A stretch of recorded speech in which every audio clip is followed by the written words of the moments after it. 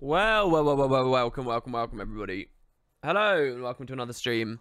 Hope we're all doing good. I just actually need to mute it there, or you're going to hear me echoing through. You know, I just realised the other day, I had the ducking set up, and I completely forgot to reinstate it after my audio issues with that Windows update a while ago. I think that's what it was anyway. So I'm going to have to figure that out. So yeah, today, it's not going to be a long, talky stream again for, you know, 4 hours or whatever the hell it was we did yesterday. What we're going to do is actually play Merciless. I've got to be honest, I don't know what it is, but all of a sudden, I kind of don't want to play Merciless. I kind of want to do some other stuff, but I also do want to see that Mesmer through, and we're going to do that. I also, however, want my Desert Armor box, which I'm like 2 minutes away from. Now it's 5, and I'm not going to stop, but if you look right here, I have actually been queuing PvP right here, right now. I actually just had someone play with me who was salty because they played really badly. And they said, focus less on making your videos in matches, which I'm not. I'm not making a video. I'm just playing for fun. And more on the actual fight. And he said, just because they won't call marks doesn't mean you shouldn't either, which I don't know what he means because I pinged a ton of people during the game. And I said, what? I don't know what you're talking about, and I'm not making a video. And they said, nice try. Your looks and name, give it away. I'm like, I'm not trying to hide that I'm WP. Kind of funny. But anyway, I'm actually queuing. Like, literally, I had a queue pop, and then I saw the time, and I was like, oh, shit, it's already 5. So, we are probably going to do 1 or 2 queues. And I'm happy to do that right at the start here, because not many people will have tuned in just yet. But we're going to get this Desert Armor box. We're going to get our final piece of Warbeast heavy stuff, I think it will be. Warbeast heavy. So this will be kind of nice. The queues were going really well earlier today. I had like 10, no, not 10 in a row. I had like 8 in a row wins. But I've started having some splatterings of losses coming in, and it's about 50-50 again now. I was top 25 for a long time today. And now with the past couple of losses there, if you go 50-50 win rate, you drop back down to the start of Plat 2. I'm 55 again now. Remember, the goal for the end of this season is to end above this threshold, which is like 2 games away right now. So yeah, we'll see how this goes. As you know, I don't really like streaming PvP because I tend to play a lot worse as I try to commentate as we're going. But we'll see if this is fun for you guys to watch. So I'm currently playing Fresh Air as well. I did do a live game of Fresh Air. The variant, I can't show you the build. The variant I'm running is a more dodge-based one, not Arcane Shield, Twist of Fate, which is amazing. The leaked patch notes suggest that this will get nerfed a little bit. This is basically a super long dodge. Okay, so hold on. I want to be a little bit more careful about what I do. This is a shit map for kiting away from enemy thieves. There aren't many, like, anti-steal spots. So we're just watching for someone squishy to appear. My guy's, like, already getting hounded pretty hard. I'm watching for whoever their thief jumps, and then I'll probably pressure him so that he can't do too much of his own. He's watching as well, I think. I can't really see him doing much else. I'm just waiting for an opportunity. This might look really passive and bad. They're actually on the firebrand. I think we can score a kill on it. No, we can't. He's way too tanky. All right, this mid's lost, and I didn't really contribute, but there needs to be a little bit of lean in the fight for me to actually do something. This guy's Signet of Stone, so he's in Vuln. Lasts a really long period of time. Super annoying. One of the only last really annoying passives in the game. This is a Mirage who will fuck me up. He's probably going to go for close, which I'm happy with. They got a stealth res. I can't really cleave bodies when they're stealthed, so that's unfortunate. The ranger that res has just killed me there, which is really annoying. So that was a shit opening. Probably one of the shittest openings I've had for it. See, this is what it's like when you stream. The second you start streaming, it's just shit. Anyway, we'll see how this goes.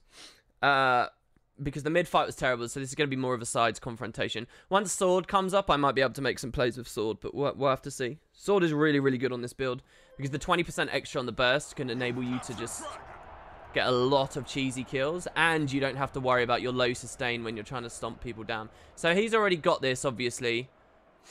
I'm sort of countered by the ranger there. Rangers are really annoying, and they have great lines of sight to attack. So here, I'm going to rotate away. If that Firebrand wastes his time in mid much longer, he's a detriment to his team, so I'm going to make him a detriment by rotating on. This guy is in some serious trouble, so we're going to burst the Thief to death if we can get him. We're not a Mirage, so we can't chase that. I'm actually really concerned now, because he's going to come in on me, probably. Because the Spellbreaker is not a very good thing, so I'm actually going to climb on these boxes, because he can't steal onto me on these boxes. And we're going to pressure here. Actually, he's rotated off, which I'm quite surprised by. He probably could have made a play here. It depends how good the Spellbreaker is. Actually, no, he is still there. I think I just saw an animation trigger. I'm not sure. I'm not sure. What was that stealthed? Alright, we're really not pressuring very hard here. Hold on, hold on. So, we're 2v1ing a druid. These need to end quickly, otherwise we're a serious problem for the team. So, thankfully the warrior does have a bit of pressure. We get the new... I think he died slightly off node there, which is great. He never had safe stomp. I could have covered that with blind, but it's not a big deal. 10 seconds for sword, so I'm going to lightning flash up. Mid is okay for now. I'm sort of sacrificing mid a little bit for this. I could have maybe made a play and helped that bash guy rally, but we'll see. We're watching to see if the druid re-aggresses the warrior when he respawns. But in the meantime, I really want someone to burst in mid here. There's a big confrontation on the road, and somebody pinged their thief. So, there's a downstate body. The plasma beam never landed, obstructed. We might get him down again anyway, and because we got the sword, that'll be an instant stomp. I'm, like, really out of position here. Swirling winds are up. We got the thief on us. Looks like a bursty. I've tried to press Obsi Flesh there, man. It's a power mirage, and I didn't even know that, so I should have focused him. This is a shit game. They've basically won every confrontation I've seen, except that 2v1 on far, which we didn't clear out quick enough, so... Yeah, I probably won't stream PvP. It's just too frustrating to me. We might do one more. I might get the Desert Armor box, we'll see. You're just an easy excuse if losing. Oh, they typed after the match. I don't know where it was. They were trying to give me... This guy's getting stealth stomped. We can try and interrupt with the 3. We did interrupt, but it was too late. He's a soul beast. Why the fuck aren't I... I should have just targeted him. I didn't realize he's a soul beast. We got the blind here. Swirling Winds interrupts his auto, so we can't cleanse the blind. And then Arcane in Blast in air inflicts blind, so we'll be okay. Once Plasma Beam comes off cooldown, I'm going to lightning flash forward and finish off the firebrand before he rotates out. It's more important we get him down than the cap. They're like 2 points for the tick. Making sure he goes down quick enough is good. I can even take this portal back out that this Mesmer's got here, which is a great rotation. We're looking behind us to make sure that nobody's going to punish me for doing that, which they didn't. So now we got the druid again. The mirage is on me again, so I'm watching him. Here we're going to use our super speed to get on top of this pillar because he can't blink to us easily. None of his stuff's really any good, especially if we put Swirling Winds up. I'm anticipating him somewhere over there. He's not over there. We can burst him there. If my team sees him, he's in stealth. I'll be pinging as soon as he leaves stealth. He's got the shield, by the way. There he popped his mantra for no reason. There you go. My Mirage saw there. Our guys are down in mid. I don't think their Mirage will rally. Here you can see the Mirage speed that I was talking about in other streams, how fucking fast they are. It's okay because we got him pressured. He's going to try and move back through us now. And we can possibly make a play here. Okay, there he used the Prestige, so I'm going to dodge in the right time just at the end to make sure that we don't get hit with anything here. He is Condi. I thought he was power. What the fuck is he using mantras for? Because he's Condi. Here we got Swirling Winds, and I saw that the Ranger came in, so I backed back into it because he's using this now. I'm line of sighting him with the pillar. I'm annoyed with my friend for going for the cap instead of the fucking fight. There I somehow rotated immediately through Earth, which is annoying. Back onto the boxes to try and stop them attacking me. I died there because this guy's brain dead, which is really unfortunate. He might make a play. We'll have to see. Probably not. In fact, he should be leaving. I don't know why he's staying at all. I'm going to press the 4 to try... Yeah, it's fucking stupid. If he was going to do that, he should have gone for the damage at least. Coliseum is great. It's a great map. Really, really fun map. Swords back up. That's where I'll be looking on respawn. I've made no plays here. I'm not even positive kill death. It's a shit game. People complaining about our Guardian. I haven't obviously noticed anything going on there. That is free cap over there, so I'm going to take that instead of sword. As good as sword is, I'm going to take that. I'm not going to lightning flash over. It's too important as an escape tool, or rarely an aggression tool. So I'm just going to hold this. As a Weaver, by the way, you do 7% more damage with swiftness, and you can keep stacking up. So out of combat, I'm double tapping back into air and then rotating out. That also can proc elements of rage for you. If I go fire right now, I can burst someone really hard. Because all the initial ticks of the burst are under 10% speed. So Bash is low. He just got nuked. We're watching for whoever did it. He's being portal stomped. No, he's not. I don't know what the Mesmer did there. Our Plasma Beam obviously did nothing. I'm in a bad matchup here. I will die, so I need to push out. Oh, he is power. So hold on. So I've just been getting... Do they have 2? So I'm not even sure. I got the thief on me as well. We have sides. I don't know what I should have done there. Probably use my eyes a bit more. Probably talking on the stream is fucking me over there. Yeah, this is the actual... I've only just gone live. It's not... This isn't even the proper stream yet. I was just queuing. Like, this is a loss, obviously. I mean, the one thing is when you queue in on a build like this, it's not actually a particularly competitive build, so it's kind of like playing hard mode. Here we might finally be able to do something. Thing is, none of these people are ever draining his endurance. Like, he's just got these fucking free... Got no bursts all fucking day. Yeah, he was out of position. He also seems to be lagging a bit here. That was like fucking... Obviously, the shadow return's a big issue. He's not going to pop it because he knows I'll blow him up. I can't 2v1 in mid, obviously, and that's a tanky guy. I'm looking back. I don't want a 3v1 on close, so I've got to rotate all the way around to the far side of the map, which is just annoying. And now the druid is going to be using fucking projectiles on me as I move. So I'm just in a shit spot, basically.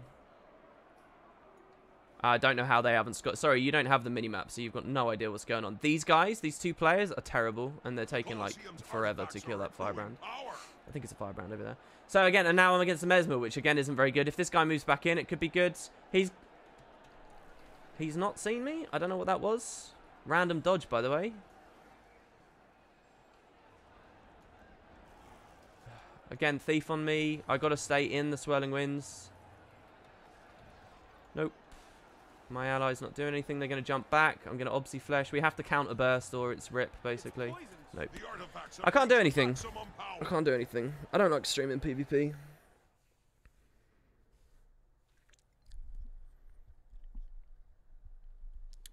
Earth Arcane Blast from Mobe, really good versus Thieves. If you're talking about the moment where he was kiting away, yeah, that's really important and that's good. But more often than not, you want to use it in air to get the blind, especially against SD. You need the blind on their lastness, especially because like a lot of the time that you have an arcane trait, right?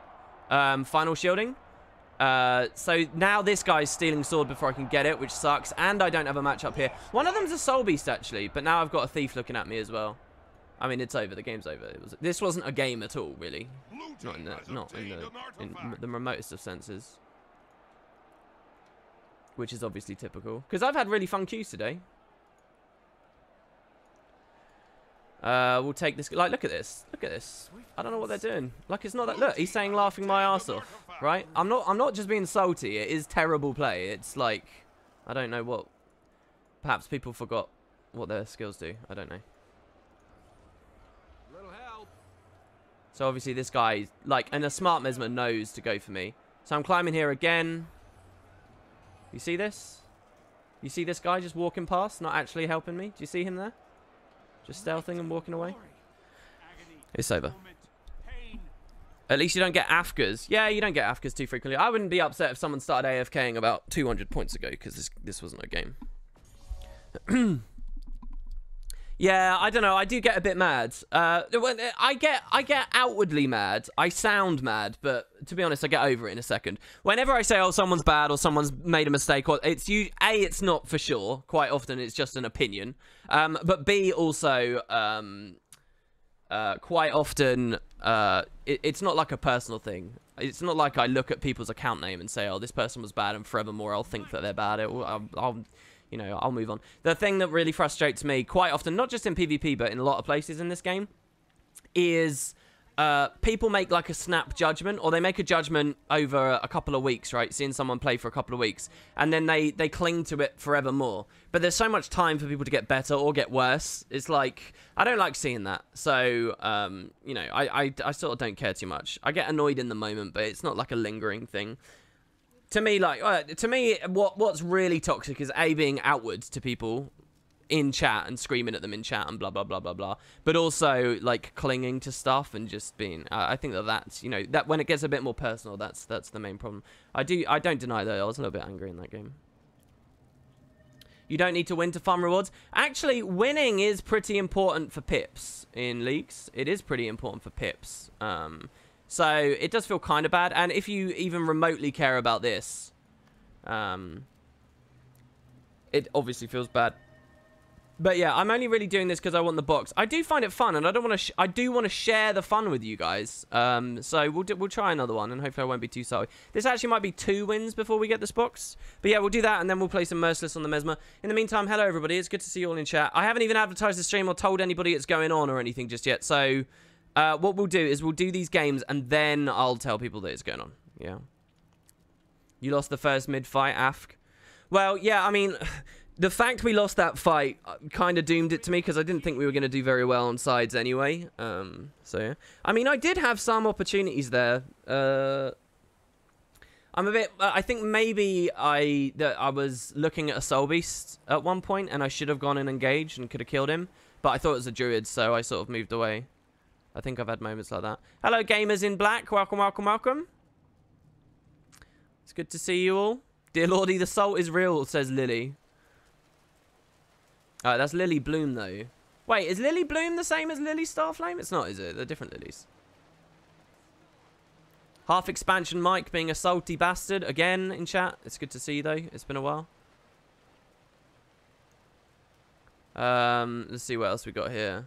Am I allowed to ask for help here in chat? Yeah, Chrysanthemis. You said that probably as the game was beginning. Yeah, you can totally ask for help. In any way, man. I mean, I'll answer. Chat will answer. We're pretty good. Generally, we're pretty good. And so, yeah, anyway, hello, everybody. Welcome, welcome, welcome. It's good to see you all got here so early and so promptly. What's with the potato? Oh, it's just a potato. I'll tell you what, though. I did want to change it to... this potato. Who's the new one? So we'll have this guy. Every day we try and do it again. WP, the problem is these pink breeches. Yeah, so I did a video, and I was wearing this outfit in it. And people were really mean to me in the comments about my fashion was too. I think that's very rude. I put a lot of effort into this, into how this looks. I even, since the previous stream where we added the princess wand, I have this flute now. You know. What's with the phantasm and confusion changes, says Philanor. What do you mean? Does that mean you saw the title of the video, but you didn't click it and you don't know any of the story and now you want to hear it? Is that it, Philanor? You love gay Voldemort? Well, I'm kind of hiding his face now, so you can't quite tell he's Voldemort anymore. And I'm sure the fact he's wielding a princess wand and has bright pink trousers doesn't say anything about his sexuality, and you're a mean and rude person to say so. But yeah. I don't think you should call it effort. I did. I went through every single skin I possibly could to make him look as minimal as possible. Did I just get a donation and a really big one as well? What's going on? Why are people donating so much at the moment? I don't understand. I'm really high pitch for some reason, and I don't get it. Jesus Christ, look at that. Somebody just donated $50. Geekmonger. Okay, so I've had a few messages like this. I will be honest. I've had a few messages like this, and I'll say it out loud. The PvP stuff is a bit like the NA stuff, right? The NA stuff is quite often I'll like remark that nobody in North America is active in Guild Wars. No, you know, there's less raiders, there's less spuds, there's less Twitch participants. Everything's less on NA. The NA players aren't around. I always say that, but in truth, I get quite a lot of messages, and there's quite a lot of evidence to the contrary, actually, that there is a pretty substantial NA user base quite often. I feel like the PvP stuff's quite similar. I've had a lot of streams where I get really frustrated streaming PvP, and I don't like it, right? And I'm always very, very aware that viewership is lower, and I'm very aware that if I ask for people to riff with me on PvP topics, you very rarely get much of a response. People don't understand it, so they don't want to talk about it. I say this very openly. However, a bit like with the NA thing, I do, to be honest, I get quite a few messages like this from Geekmonger, who just donated $50, who says, I love the PvP stuff you've been doing recently. Please continue doing PvP streams and videos. If streams are rough, maybe do commentary over recorded footage. Thanks so much, man. And listen, I mean, if I'm getting big donations to do PvP stuff, I'll totally do PvP stuff instead. That's so cool, dude. Obviously, that's a joke. I cannot be bought entirely. That's really cool, man. I'll tell you what, I do have an idea for a PvP series, an introductory series. I'm thinking of calling it the PvP Comprehensive, and the idea is it would start as a beginner's guide, but it would slowly go into more advanced topics. There have been various members of the community that have tried stuff, but most people don't actually have much discipline when it comes to content creation or sticking it out. And I don't know, I feel confident that I would to a certain extent. So here's the idea, right? I've got an outline. Part 1 would be... And so this is a guide for anyone who doesn't currently play PvP. And I'd be very careful about what I talk about. It wouldn't be like a thing that rags on PvP. It wouldn't like...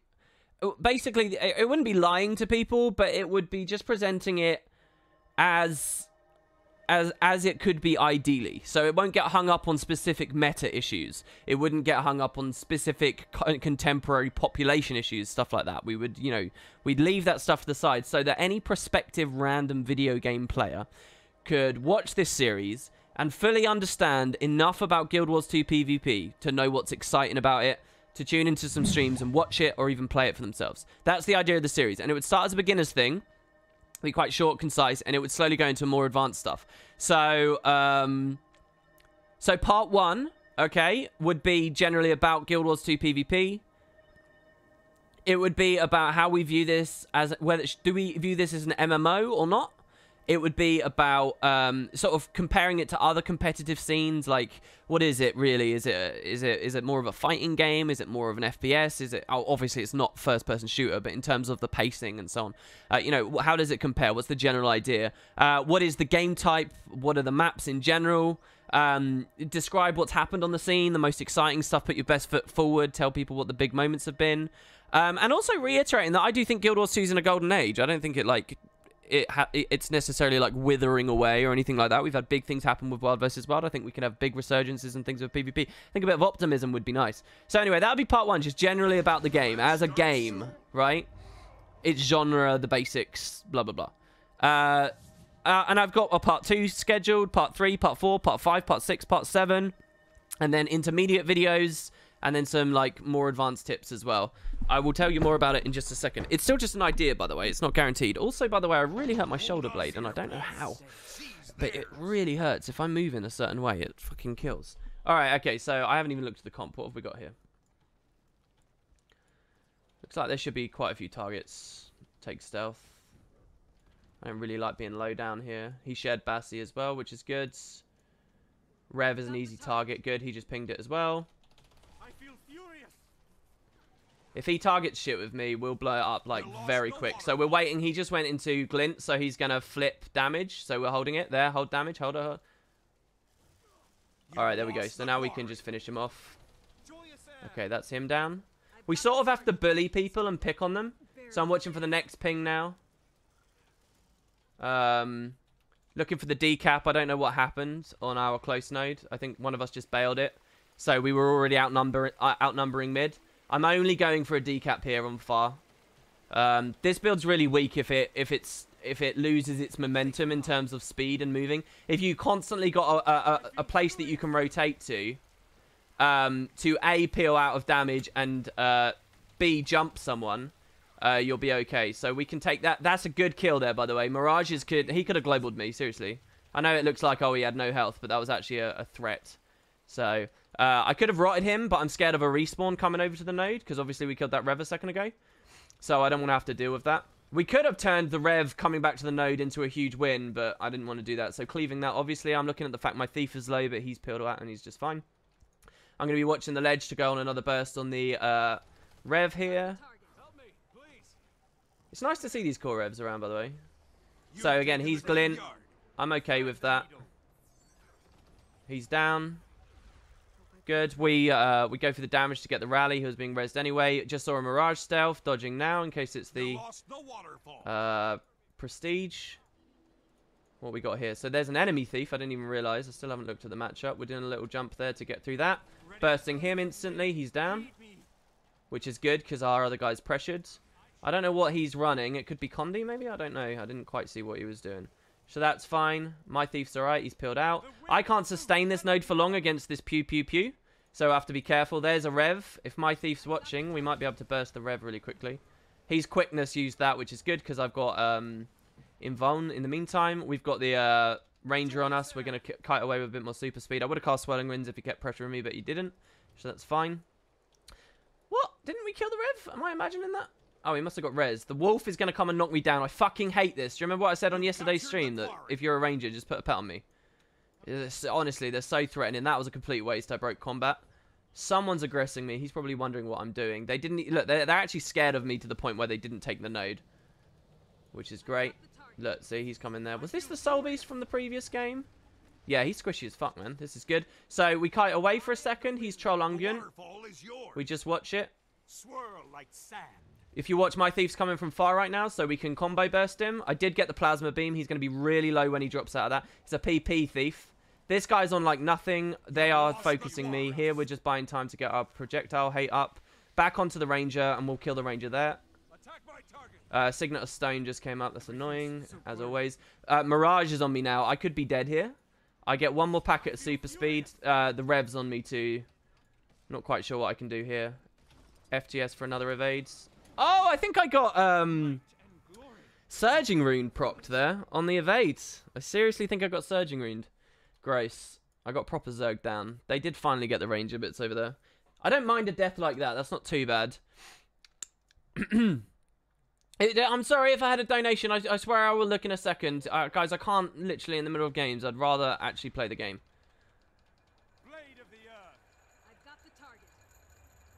Alright, let's just go through. I promise I will look, but I don't want to compromise my gameplay too much by just letting stream stuff buy in. So Warrior's actually fine. I won't get that res, but quite often... Oh, that was a bad plasma beam. We can actually take these Warriors. On this node with this space, he's going to play really passive. We get the decap. You lost the waterfall. I feel furious. That full counter is a bit of a problem, but it's not too big of a problem. We didn't get the decap. Our Thief's coming for the plus. That's good. Sadly, his balance stance is up. That means we can't crit him. We can aggress that really hard, though.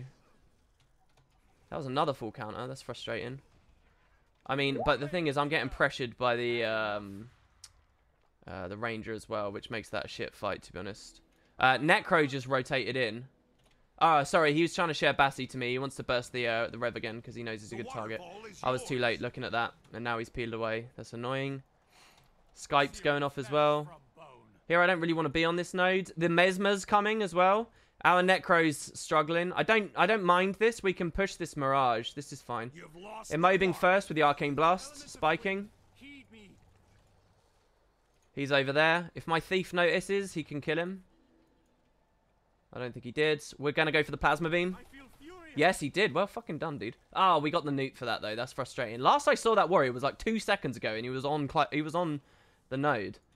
Who was that he swapped with, I wonder? We've obviously left the body up there as well, which is a bit of a concern. Here, we're just going to pressure. There's the first Endure Pain. We're going to burst him to 50% health now.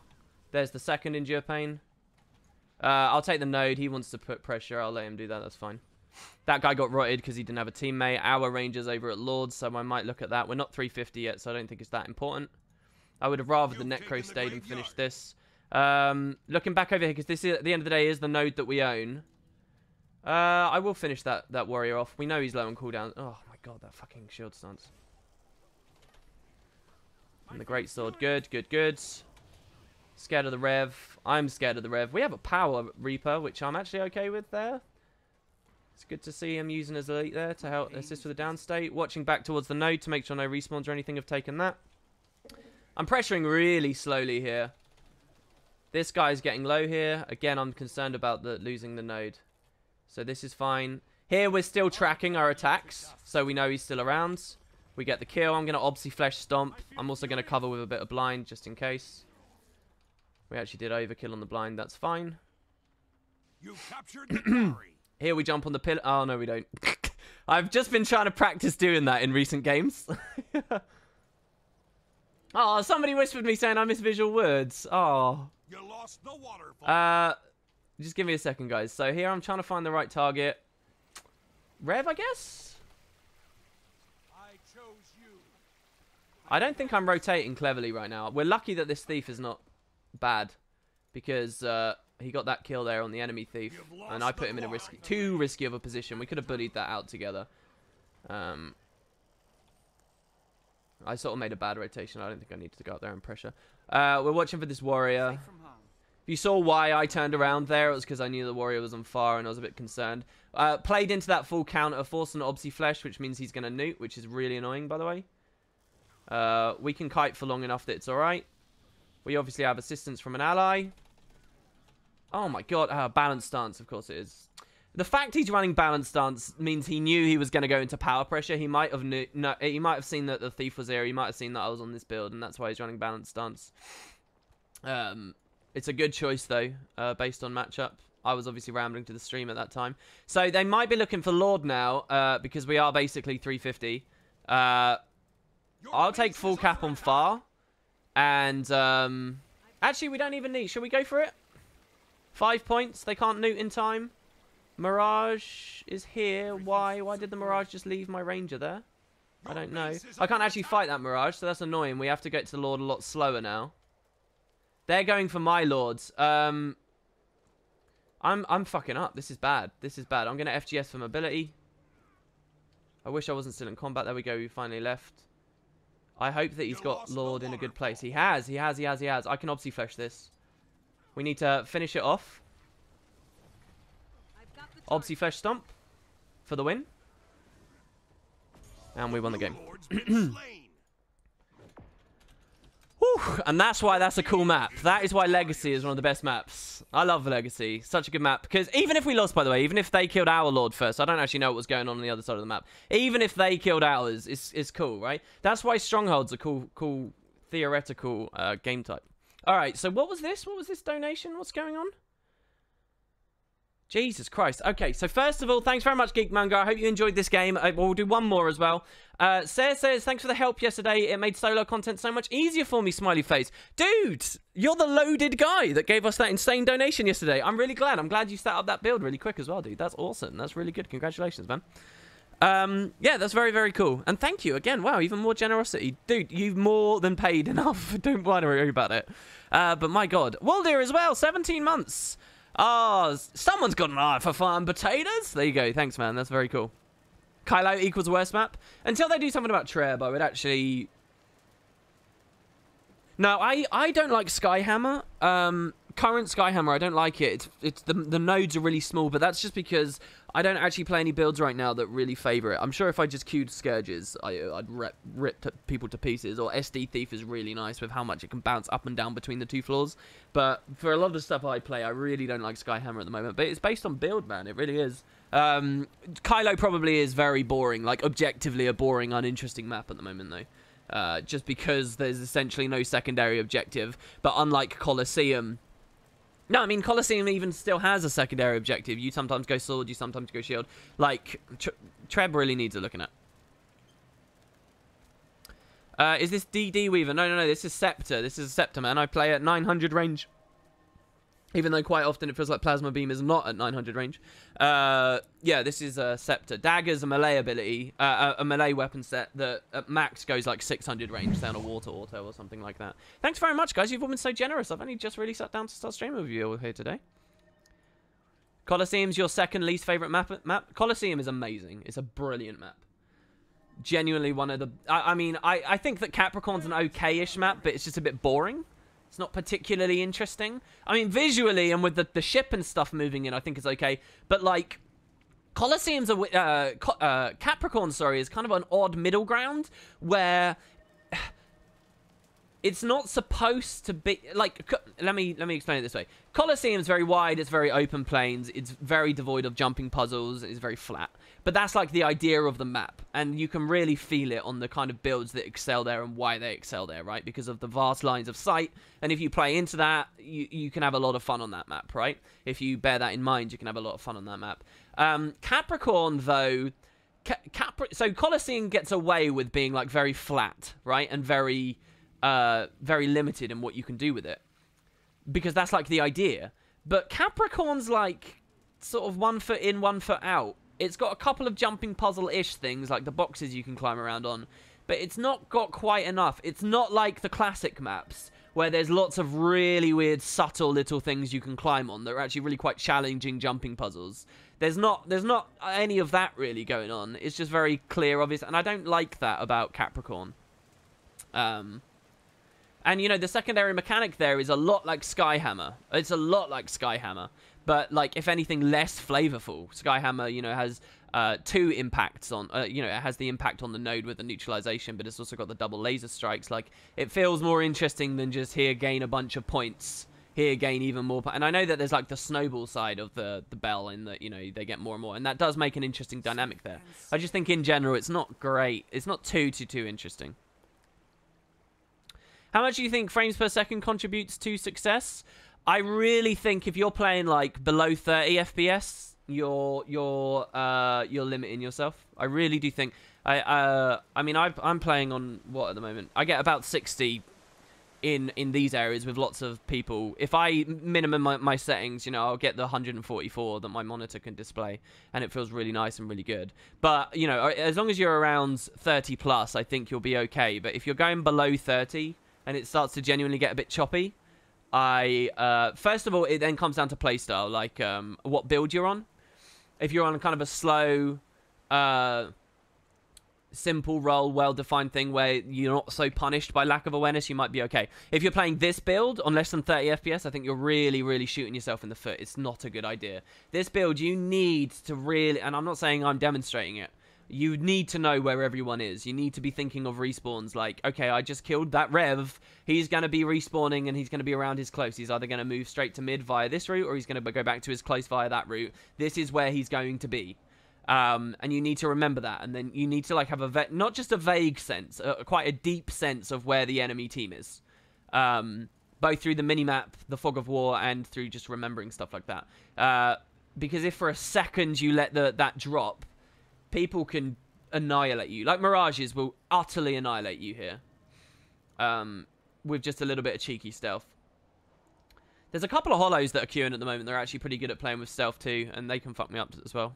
In fact, I did a video today that demonstrates me dying to a hollow who was quite cheeky with his stealth right before using a rifle 4 on me. Even though I had plenty of cooldowns and I was okay for the kill, I'd pressured him like mad, but he got a really good little stealth there and he caught me by surprise. That happens a lot, but more often than not, it's because someone's just rotated into a fight that you weren't thinking about. If you have less than 30 frames, it really makes all of these things struggle. Anyway, what else? What's been my source of substantial interest towards Guild Wars 2 throughout all those years? Haven't you experienced moments of I no longer have fun with Guild Wars 2? Yeah, I definitely do. I definitely have those moments. But the thing is, well, no. I have those moments, but if I have those moments, I tend to just sort of go to a place where I just sort of do dailies, or I barely log in and I don't really play too much. And then eventually some inspiration, some passion will catch me again, and then I sort of go bigger. I'm not particularly inspired or passionate about PvE right now at all. I'm really not. None of the Path of Fire long-term stuff really caught me. Istan definitely didn't catch me. I'm not very passionate about it. I'm not very passionate about World vs. World. There was a day when I was going for Warbringer, and I got, you know, I was getting those skirmish tickets. And I just woke up and I thought, I'm not having fun with this. It's not interesting. The downtime between having fights is just not good enough. I'm basically just meeting people to do 1v1s with people watching while we flip a sentry so that we can keep pips. That's what my World vs. World boiled down to. It got boring. And I stopped, you know. I have moments like that. And I'll play other games, you know. I'll go play a lot. Like last year, I was playing a lot of PS4 in the early year. And in the later year, I was playing a lot of Divinity, a lot of Stellaris, a lot of Guild Wars 2. But, you know, so it's not like I'm permanently playing. A lot of what I've been playing over the past 3 months, while I was doing the competition judging, is this PvP stuff. And you've seen no videos on it. You know, just because I'm able to talk about the news and stuff, it doesn't necessarily mean I've been playing the game necessarily. No, I have, but that hasn't actually had an impact just yet. It will have an impact if and when I do this PvP series. By the way, I was doing this for the Desert Armor box. I thought we'd have it after last game. Alright, so what we got? One more. Okay. Did we win that last game? I can't even remember. How did that go? Did we lose? No, we won. Okay, that's cool. And what we got this time? This guy's playing a Tempest Burst build. If he's the same build earlier. This is a pretty solid NG, but meta. This is the Thief you've seen in the other games that was playing well when he was on our team. And we haven't really had many rotations around him when he's been on the enemy team. I'm not sure about this player here. Oh yeah, so he plays quite a lot as well at the moment. He might be running support here, or Scourge, one of those two. Okay, he went Scourge. I think that's fine. Hey, Broad Quaggan, it's good to see you. Good to see you, good to see you, good to see you. You're not even in the daily login stage anymore. You log in for Living Story and then log out when it's done until the next comes out. That's really unfortunate, Allied Kajit. That's really unfortunate, man.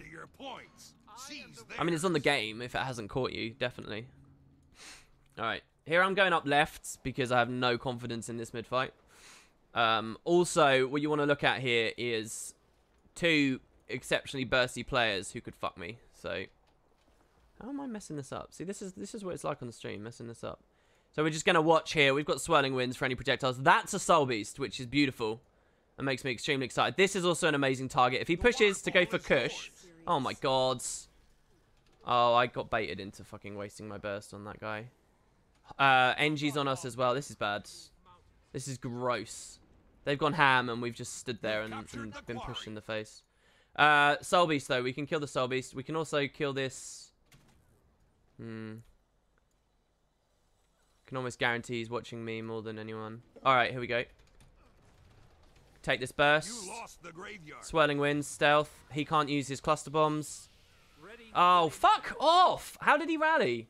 I guess it was the Scourge. I mean, this is the thing right now. We don't have anyone on our team. We've got nothing going on. Look at the minimap. Look at how everybody died on that road up there. The fact that they all died up there means I can't make any plays. So he got rallied because the Scourge was able to free cast. This might not be a game. I don't know. It'll be interesting. There's a lot of bursty people. We've got like 3 targets. Wait, we've got a lot. Every single one of these is a target. Soul Beast is a target. Super Squishy, Ellie is a target. Scourge is a target. Engineer is the least target one that we've got. And I guess the Thief as well, if he plays of 80. We'll go into Plus and sort this out. Depends how many there are. It's Soul Beast, Thief. I'm going to blink in quickly so they don't get time to react.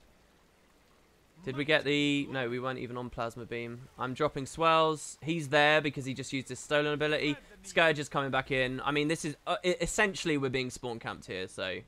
I can Vapor in, but there's very little else. You've captured the quarry. When they've got that much presence on close, it's... I'm surprised we have the points we have. If they push gate, they can kill me. It's me and my friend are down. We did nothing. Why does that keep happening, man? My bandage keeps getting countercast, and I don't know why. I think when I bandage with a target, it just... It fucks me up. I'm not sure what they're pinging the warning for. So he's on respawn. There's an actual fight going on in mid. This is cool. This should actually be a really fun game, just by the way. So I'm making sure nobody's there camping. We should break combat in a second. That's fine. Bit of a waste of Ethan Renewal, if I'm perfectly honest. Holiday will come and push us. But we've got 2, so that's fine. Slightly concerned that could have been a stealth push into me. It was. My guy didn't look. For some reason, my first lightning flash, it said I was... So that's what I was talking about with NGs, right? For some reason, my first lightning flash, I got no real projectile hate here. I can't really do anything. Alright, they've lost the rest of the map. So if I take that fight, because they just lost mid, there will be a plus coming in. So even if I do well against that NG, I'll get plus by the Thief. So we don't want that. Now that this guy's back, I can maybe do something. If he wants to be the initial aggressor, that's fine with me. I'm going to push back over here. I'm watching, looking at the crosses and the roads. There's his S, but we're watching for the Scourge coming in. Interesting rotation. We took the Newt. What hit me there? Not sure. I'm not actually very interested in the node right now. I just want to make sure he's okay. He's got fucking Shadow Step Stomp. That was hot, man. Did he actually get it? No, he didn't get it. I want him to bail out, because I'm going to feel really bad if he loses that now. Ah, he lost it. So now, because I was here, we did get the Plasma Beam, by the way. He dropped a heal turret. Ah, I had blind. I had blind. I had blind. This is bullshit. So I had blind on him, but he's running alchemy. So the first blind, he passively turns into a boon instead. So it didn't go through. I thought I blinded with the lightning flash, the lightning 3 and the arcane blast, but I didn't do anything. I've not made any plays. I've not done anything. I don't like streaming PvP. I don't know what it is, man. This isn't how it goes. See, I'm pretty confident if I just didn't say anything, it would be alright. Gameplay. But then what the fuck? That's not entertaining, is it? Let's see what we can do. You've lost the quarry. I'm surprised he let me do that. I don't think he realised that I was around. So here we're going to lightning flash on to No. There we just avoided the main burst of the other Ellie. Here we're going to interrupt him. And counter burst. He's Vengeance. There's the Obsy Flesh. He's down. Thief's on me now. Swirling Winds to stop his headshots going through. He got a great withdrawal on my Plasma Beam there. He's concerned though. So I'm gonna. I double tapped this, which disabled my thing. Random dodge. This is bullshit. Engineer's back. Prime Light Beam, by the way. I think he cast that from over there. Yeah, I mean, it's just snowballing. I can't make any plays when the rest of the team move something. Somebody just whispered me and said, yeah, we can't really carry this. It is a bit unfortunate. We just need a foothold. Basically, what's happened here, guys, is we're staggered. So, Swift and steady. When you get these very bursty, fast-paced games, whoever has the node at the start of the fights is king, because they get to control the roads much better. Here we can burst this guy. He's going to proc his Arcane Shield trait. Like, I don't know how much I respect the build he's running. So there we dodged his Phoenix, and he's really upset. There's his second Arcane Shield, and he's dead. You know, like, I don't know how good the Tempest ones really are. He seems to get really salty every time I kill him, by the way. Which has been every single 1v1 I've ever had with him. He's died. But we can maybe push mid now. You lost the waterfall. Bit of momentum. I'm going to trust that he does that. Really, I want to go bully, and I want to +1 that. But I'm not sure. This guy's probably going to be really confident he can take me, but I actually think I'll be fine. I'm just watching for the stealth. There's the Hollow 2. I'm using Reflect because I'm expecting him to engage with the 4. He started with Prime Light, which is interesting. And it was a high heat Prime Light, so there's his 4. I still think I'm okay. No, I'm not, because they've got a Thief.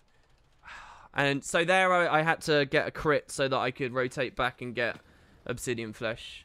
But I can't do anything in these +1s, in these 2v1s.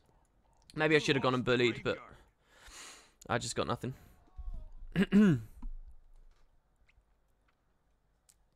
I enjoy watching your PvP commentary. Most casters don't explain what's going on in as much detail as you do. Yeah, because they want to play well.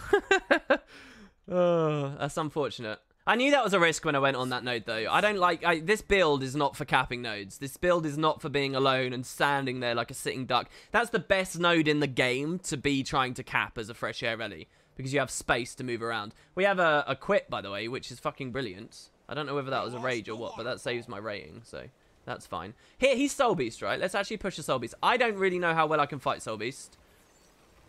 We're watching for the dodge on the smoke scale. Here we're reflecting, which is beautiful. Do you see all that damage? Fucking hot. Watch for his dodge, and now burst. I wanted to lightning flash on him there, but I missed it. Now we're 2v1 again. Like, I can't make plays if I'm 2v1 constantly. Dodged his Phoenix again. We've even got close enough to the thing to escape. I'm actually 3v1. I mean, obviously we've had a quit, so I can't even be sorry about that. But that would have been interesting. I don't know whether I can take Soul Beasts. They'd have to. I bet if they play to the terrain properly, then they could eat me alive because they get so much more range. But that engagement, I think we would have won if we didn't get plussed. So getting plussed, by the way, is being outnumbered. But getting plussed is when someone rotates into you when you're already in an engagement. So it's in reference to basically Guild Wars 2 is a numbers game. Guild Wars 2 PvP is a numbers game where it's like whoever outnumbers whoever basically is guaranteed the win. Now that's not always true, but 2v1s are generally very rare. And you feel like a god against competent people. You feel like a god to win a 2v1, or someone's made a terrible mistake to win a 2v1. And this is really a result of the fact that the downstate exists, I think, anyway. So basically, what you want to do is rotate into even fights as best as possible as a team, really. Oh, well, no. What am I saying? That doesn't really... That doesn't work. Basically, though, if you are +1, it means you're one extra player on that engagement. You are one over them. You have outnumbered them by +1, yeah? Or +2, or, you know, and so on. So yeah, that's... The role that this is not to start the fights, really. It's to just run over, greedily and grossly spike someone who's already had a couple of cooldowns blown, and then just move on and leave. That's what this build does. But if your team doesn't establish any foothold, then it will struggle. Which is why this is really not great for leagues. You want something that can establish a foothold. You want something that can rotate faster, which is why Mirage is so strong, and I enjoy it for queuing. Now, we did get the Desert Armor box. So that is because I'm concerned. Again, nobody wants to watch this. I guess we will leave it there. Let me just grab all these skins I got. Look at this. Look at this. It's beautiful. No POF required, baby. Where are we looking at? Here we go. War Beast Pauldrons. So we can take this.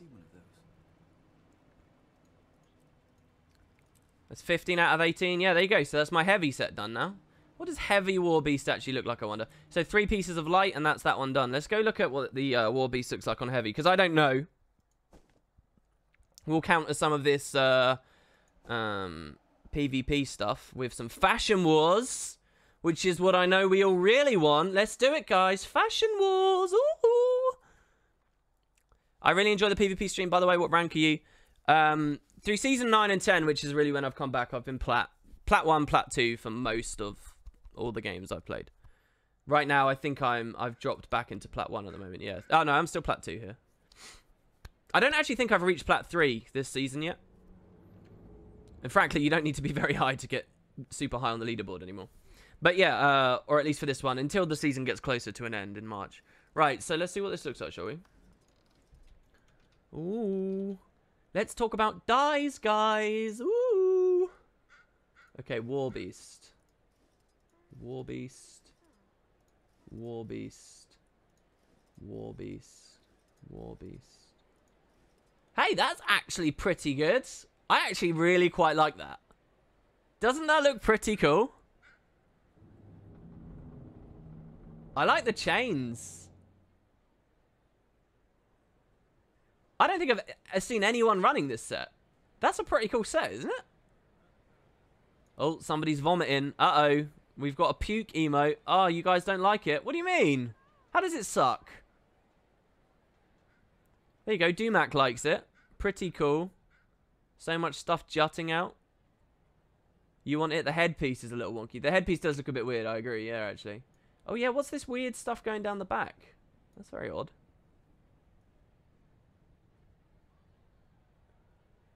Heavy War Beast. That'd be kind of cool to have as a set. Not enough boobs. Do you want to see what it looks like on a lady? I actually don't think I have any heavy females. I don't think I have any on the account. Oh yeah, I do. Isn't this a lady? Level 80 Human Guardian. Is this a boy or a girl? It's a boy, isn't it? Because there's no breasts there. That's the way you can tell. Did you guys know that females have breasts? It's interesting. Something about feeding babies. I don't know, man. It's a weird thing. Oh, she's a female, but she's also Char, so this is going to feel really different. We're definitely not getting rid of the frog outfit, just by the way. So you can go shove that up your behinds. That's not going to be a thing. Frog outfit all day. No, not heritage. War Beast. War Beast.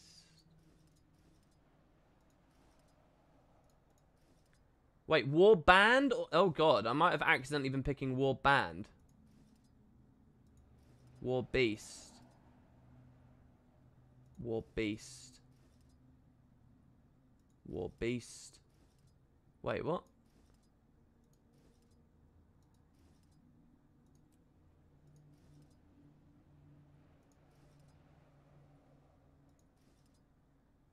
There you go. So that's War Beast on Char. That doesn't look so good.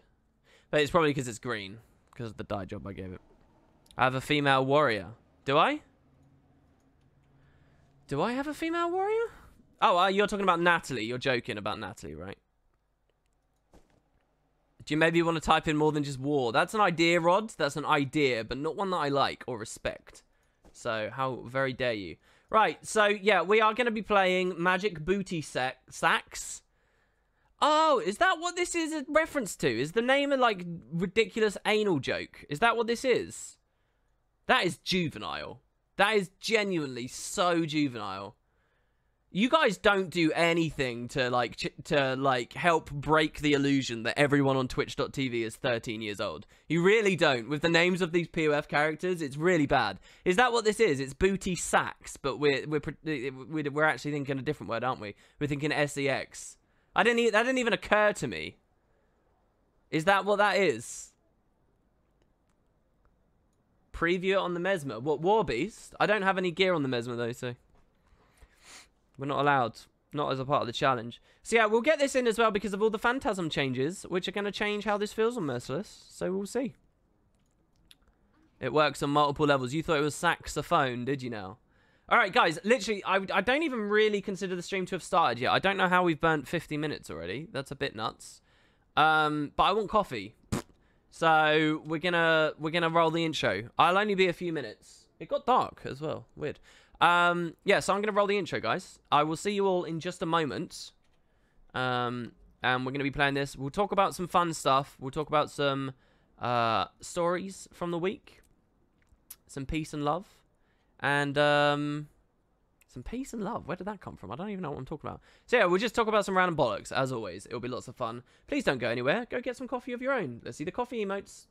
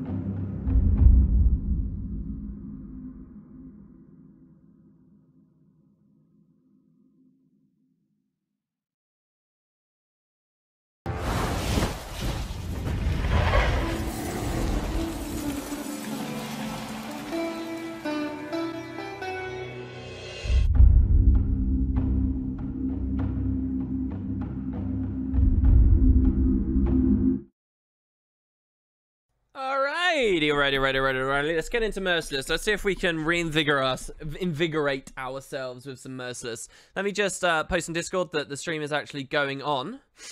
As I don't know who is aware of it right now. So here we go, general chat. By the way, yeah, just a quick little advertisement for people. We do have a Discord where you can chat about Guild Wars.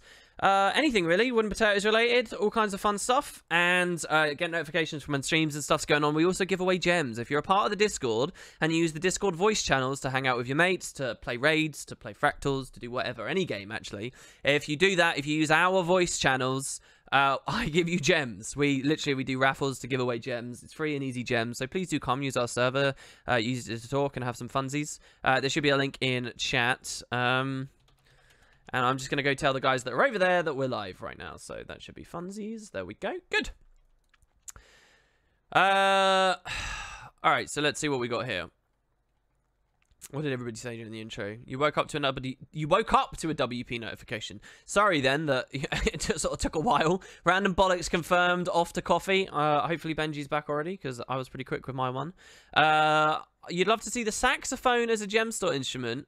Though just like with violin and piano, there'd even be lore-friendly interior. Dude, that would be kind of cool. I want to see more musician guild stuff going on in the game.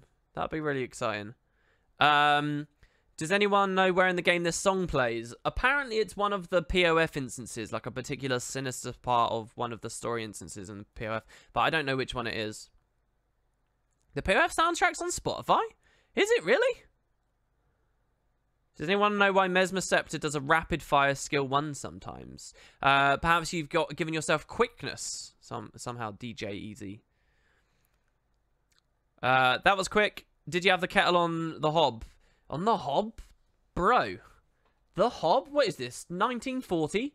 No, I have an electric kettle like everyone in the UK has. I get that that's not a normal thing in some countries. But yeah, no, I boiled it probably about 20 minutes before the stream went live, so the water in it was warm already at least, so it was pretty easy.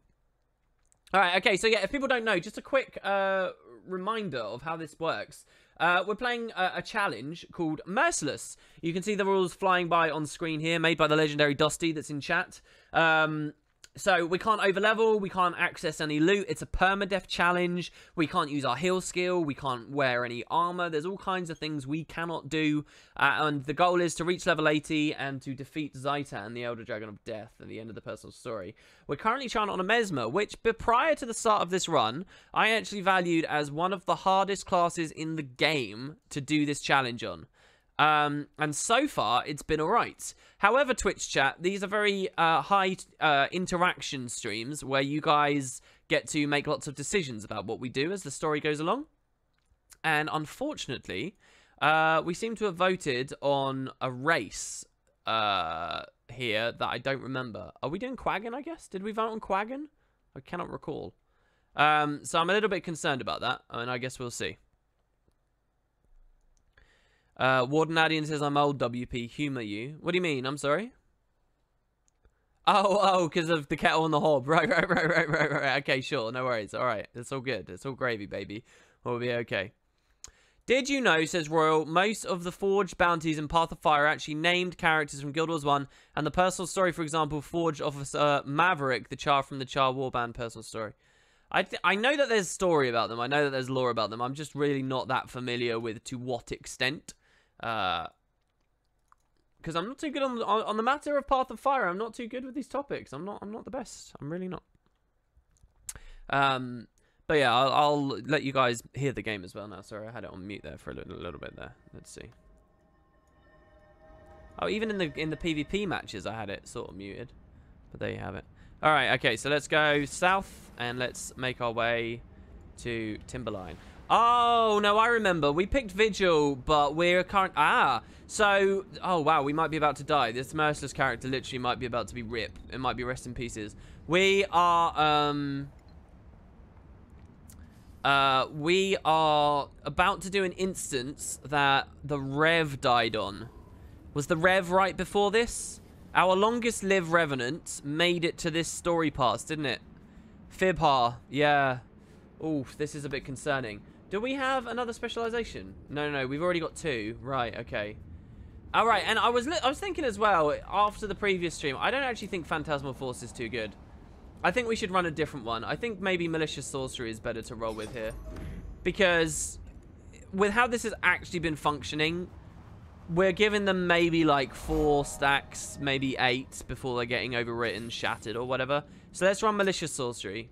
Faster attacks on the Scepter, faster cooldowns on the Scepter as well. I think, which means more clone generation as well, most importantly on the auto. So we will try this. I think this could be the best way to do it.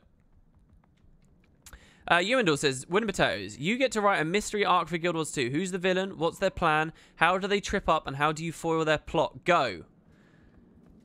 Okay, it's a Skrit who is seeking to take revenge upon Asura that he feels has wronged his, like, little tribe because of a thing that happened years and years and years ago while underground, and the Asura have long since forgotten about. It's a sobering story that reminds us that the Asura have a checkered past, just like all other races. It opens our eyes a little bit more to some of the subterranean plots. The evil villain, this Skrit, you know, leader, his downfall is he essentially he seeks to grow the strength of the Skrit that he's with, to become more intelligent, to be able to basically, there's a cool idea with the Asura versus the Skrit, which is, you know, who's more intelligent, because you get enough Skrit together, and then the Skrit are more powerful and interesting. So he wants to prove to the Asura that he's got this chip on his shoulder. He wants to prove that he's smarter than them, that the Skrit are better than the Asura, and he's going to beat them on their own playing field. So he decides that to bring as many Skrit together as possible. And his downfall is that when the Skrit become so large they could easily defeat the Asura in one fell swoop, they realize that would be silly for Tyria, that there are more important fish to fry, and specifically Primordus is the main target. So the communication with all these other Skrit in this like little hive mind thing ends up dissuading him from his original goal, and and then I'd have it end in either two ways. They all lead a valiant charge against Primordus and are wiped out in sort of a tragic way that nobody ever really recognizes, or I would have the leader guy cannot get over it, even once everyone else has agreed that it was a pointless endeavor, and he loses control. His people turn against him, and he's sort of outcast from them, and that's his downfall. I don't know, something like that. There you go, boom. Sorry, I meant it with a rusty pipe in the drawing room. There you go, that's the actual answer. You give this creative writing a B+. Dude, a B+ for pulling something right out of my ass? That's cool. I'm glad. Oh, that's alright. I see you're running Mesmer. Speaking of which, did you talk about the upcoming Mesmer changes? Yeah, there's a video on it on the channel, but I can talk about more here if you like. We also talked about it a lot on yesterday's stream. You obviously weren't around yesterday, but we talked about it a lot yesterday. I'm going to mute the dialogue, guys, because it's not German or French, so it's not interesting.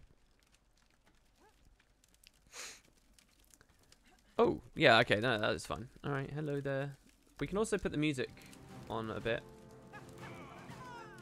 There we go. Alright, so you guys actually get to hear something. Not enough edgy plot twists for the 14-year-old people to think it's deep. Well, one thing I think, if I was ever in a writing position, one thing I'd have to be... Okay, hold on. What I currently have to be careful of is not dying, because this was really hard before. Alright, first shatter is done. Pulling them together with the temporal curtain. Next warden will be stronger. We're going to try and go for some cleave in a minute. But for now, we're okay. 3 clones. The Signet of the Ether is doing really well. I feel OP right now. This is way easier than the Rev had it. Kiting out of the fire fields. Regenerating. Wow. I said regenerating, as in reacquiring health there. But I actually used a word. I said regenerating. That's really weird. That wasn't actually what I was trying... I guess to an extent is what I was trying to say. If you guys know what I'm talking about. This was incredibly easy. What on earth? We can blink out of that one. We can break aggro with decoy. She might never even put aggro back on us. Oh no, she did. We'll torment her on that also.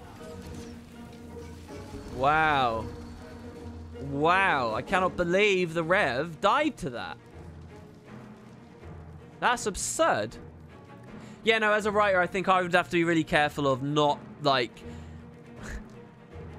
Again, to me, it's about execution. It's not about actually the story itself a lot of the time. And I did a whole rant about that on a recent stream.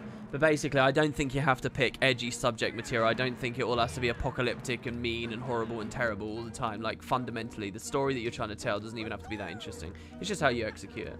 I think you can get quite emotionally invested in even fairly mundane things. There's another wave. Is this what the Rev died on? I was trying to drink coffee there.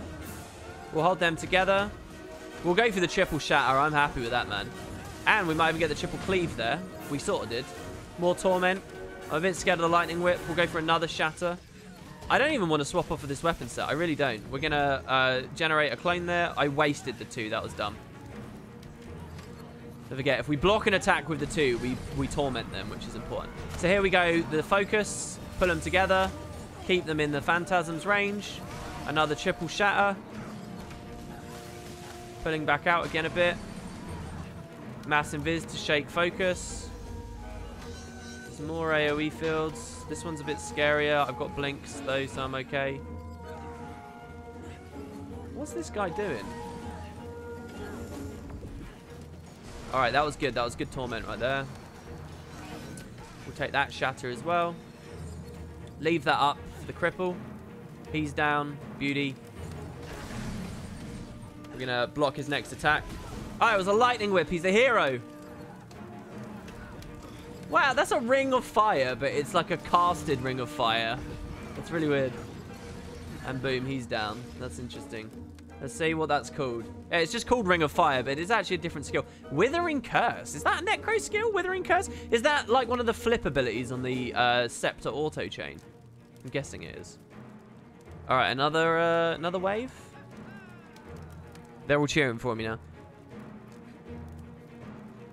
Signet of Eve is so strong and merciless. Did I go for heal and cleanse on Shatter 2? Yeah, we did. We did. Restorative illusions. So that's been pretty good. Is it just a one? It's just him now. Well,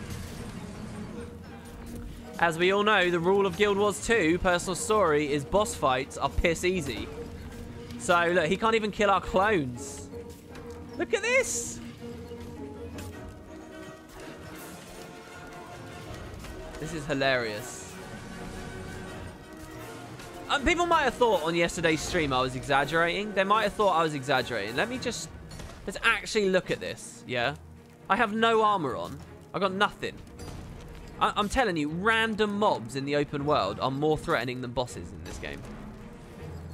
And now it'd be so fitting for me to die here. I know you all want me to, but I'm actually going to play carefully now.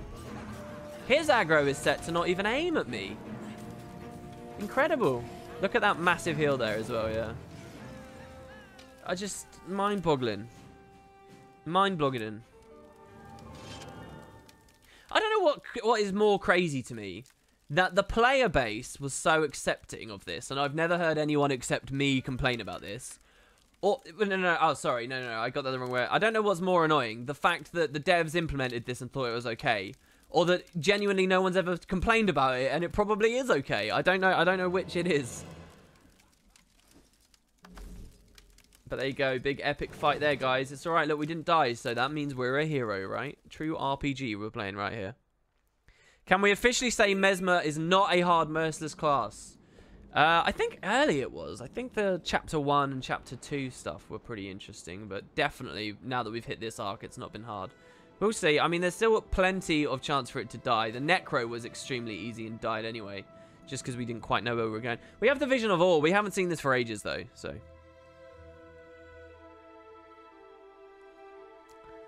people don't fucking play the personal story ever anymore. Yeah, you're right, Rod. You're right. And that's why nobody talks about it today. But nobody was talking about it in the past either. There was no review. Like, I didn't review Guild Wars 2 when it came out. No, but no review I've ever read of Guild Wars 2. Not a 2012 review, not a 2013, whatever. No one has ever genuinely pointed out what a shambles it is. No one ever. And I don't know what that means. I don't know whether that means MMO journalism is shoddy, tin pot, and a bit pathetic, really. I don't know what it means. I mean, maybe, because, I mean, it's a specific sort of niche. But, I mean, I've never read any article, I've never seen any sentiment from at any point in this game's lifespan that lays the finger, points the finger at just what an arbitrary experience some of this is. I'm so one note. I need to get over this. This is bad. Anyway. Some of us still play the personal story, and not just for key farming, but lore. Yeah, but Cossage, you are in a kind of a unique position in that you do it for the wiki. Now, I just wanted to point something out, guys. Where we are right now, you know we were in the Grove, and you know that we went into an instance, and you think you're in the Omphalos chamber above the Grove. What if I told you we actually weren't? What if I told you we were in a unique map that only this instance ever takes you to? If you look at the world map, you'll notice something. That the instance boundaries here are not just the Grove, but they're like all the way out here as well. Why? Why is it all the way out there in the Tarnished Coast? The Tarnished Coast isn't playable, is it, Wooden Potatoes? Well, no, because what the devs have done, quite sneakily, is we're not in the grove at all. We're in a copy-pasted version of the grove that you think is the grove, but is not. And what they've actually done is stitched next to the grove a copy-pasted version of the Cursed Shore. This, like, section of the Cursed Shore down here. And they've copy-pasted it to the left. So, technically, we do get to explore over here. It's just sort of all fake. So, anyway, I've known about that for years. A lot of people probably know about that. What I want to do now, though, and I keep wanting to do it, and I'm going to do it right here on Merciless. I don't want to fall and lose the challenge, which is kind of the lame bit. But I kind of want to, because there's new camera options in the game now, I wonder whether you can, like, look the right way. Yeah, you can! Look! Look, look, look, look, look, look, look, look! Oh, hold on. Fog amount. Yeah, baby! What's that, guys? What is this? What's this weird tentacle odd stuff going on near the side of the grove? Why does it look like that's ore next to the grove? What's going on? Zaitan's made some serious advances, hasn't he? That's hilarious. So fog disable. Yeah, look.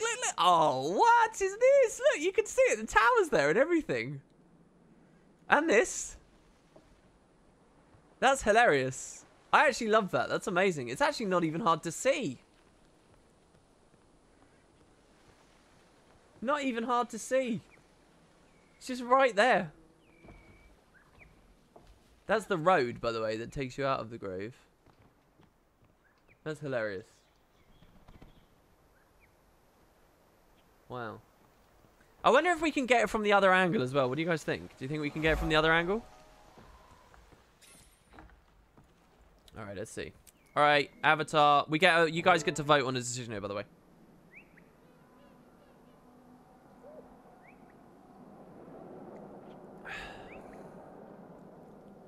Alright.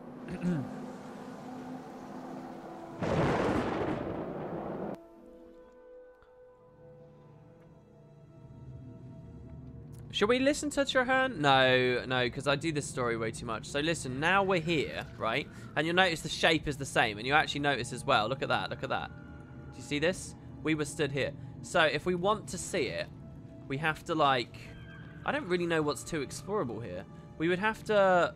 Oh, God, I don't know. I mean, the thing is, it's quite easy to break out of these maps as well. And it would be a rip run.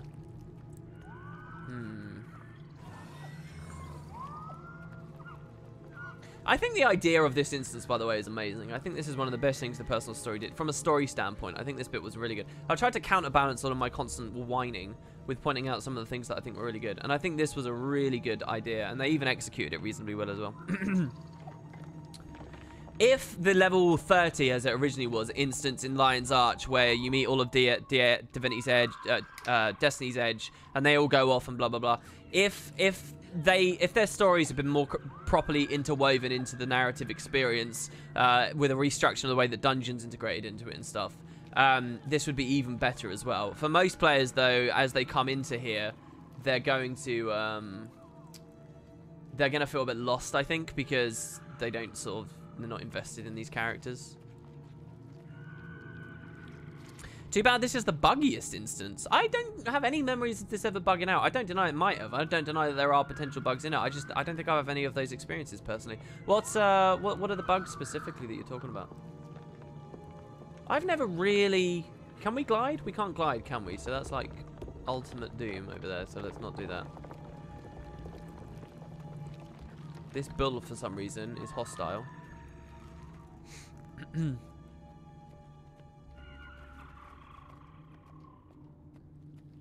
We'll see. We'll see where we can explore. I do want to see the grove from the other side. That'd be really cool. We can obviously turn post-processing off as well. Alright, Chahan, come speak to your mother. There you go. Are you sure that ore isn't below the grove in the live game too? That's a good question. It definitely isn't, because I've explored it interior 3D, and I've also broken out of that map in every which way it has been possible, really. I'll tell you what, I did a video. Who remembers? Does anyone remember? I would love it if someone remembers this in chat. If somebody knows this, it would make me so genuinely happy. Does anybody remember any video I've ever done about the grove and breaking out of the grove? And can you tell me, if you remember that, what the content of that video was? Surprise me. Let's see. I'll be so happy if people know that. That will make it feel like I've really got a body of work that people are following and remembering all the little particulars of. Does anyone remember?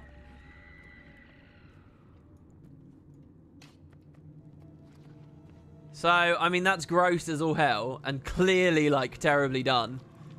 But, no grove. No grove, sadly. So, the grove is hidden. I think that building we're looking at there, I think the grove is behind that building. So, line of sight-wise, yeah, it is. This is the other side of that building, but we'd have to be able to climb onto it. Let's see what people are saying. I've seen that video, but I can't remember. Was it void jumping? No, this was around the time I showed off void jumping, though. Was it the grove being the shape of a dragon? No, that was a different video, but that's cool. So boring, says Faux Lamy. Wow, what a fucking awesome guy he sounds like. Which spam only in instance if you break there? It's kind of surprising how much the dialogue and the dialogue windows were changed in this instance. Was a shame that we no longer chat with Destiny's Edge, but at least we get to speak with that Fanning. Oh, do you not speak to Destiny's Edge in this anymore? Was it the animals in the sky and stuff? Were there animals in the sky? Breaking out of the Omphilus Chamber. Omphilus Chamber, rare NPC. Lithia. Wait, Lithia, are you a World vs. World player? Is that Lithia from World vs. World? From like ages ago? Or is that a different person? Yeah, look, fucking Royal. Royal, my God, Royal. Dude, gee, well done, man. Well done. I'm glad that you got that. Yeah, some of you actually do remember. That's awesome. Yeah, if people don't know, in the Grove, you know, you've got the Omphalos Chamber, right? That's a personal story only instance. It's a lot like... Fuck me. He didn't even have much rage. I'm a bit concerned with that. It's a bit like in Ratasum, where you've got the pyramid area above the city. It's only personal story instances and, you know, like a particular times you can go there. However, what's really fascinating, we need to kill this A-bomb. The grubs will permanently spawn until we get the giant down, but the giant's a lot tankier than the A-bomb, so we're going to kill the A-bomb first. Let's actually use our great sword. So if you break out of the grove in a way you're not supposed to, and you void jump up into the Omphalos Chamber, it was there was an amazing thing to see that the developers had actually spawned NPCs up there. And not just NPCs, but NPCs that could speak to you. And Royo even says there with unique dialogue, which I don't think I remember, but if that was a thing, that's even crazier. We found that. That was really cool. This was like such a rare thing. There were NPCs that didn't even exist like on the wiki because this is bad. These grubs aren't leashing. We all know that grubs really hurt.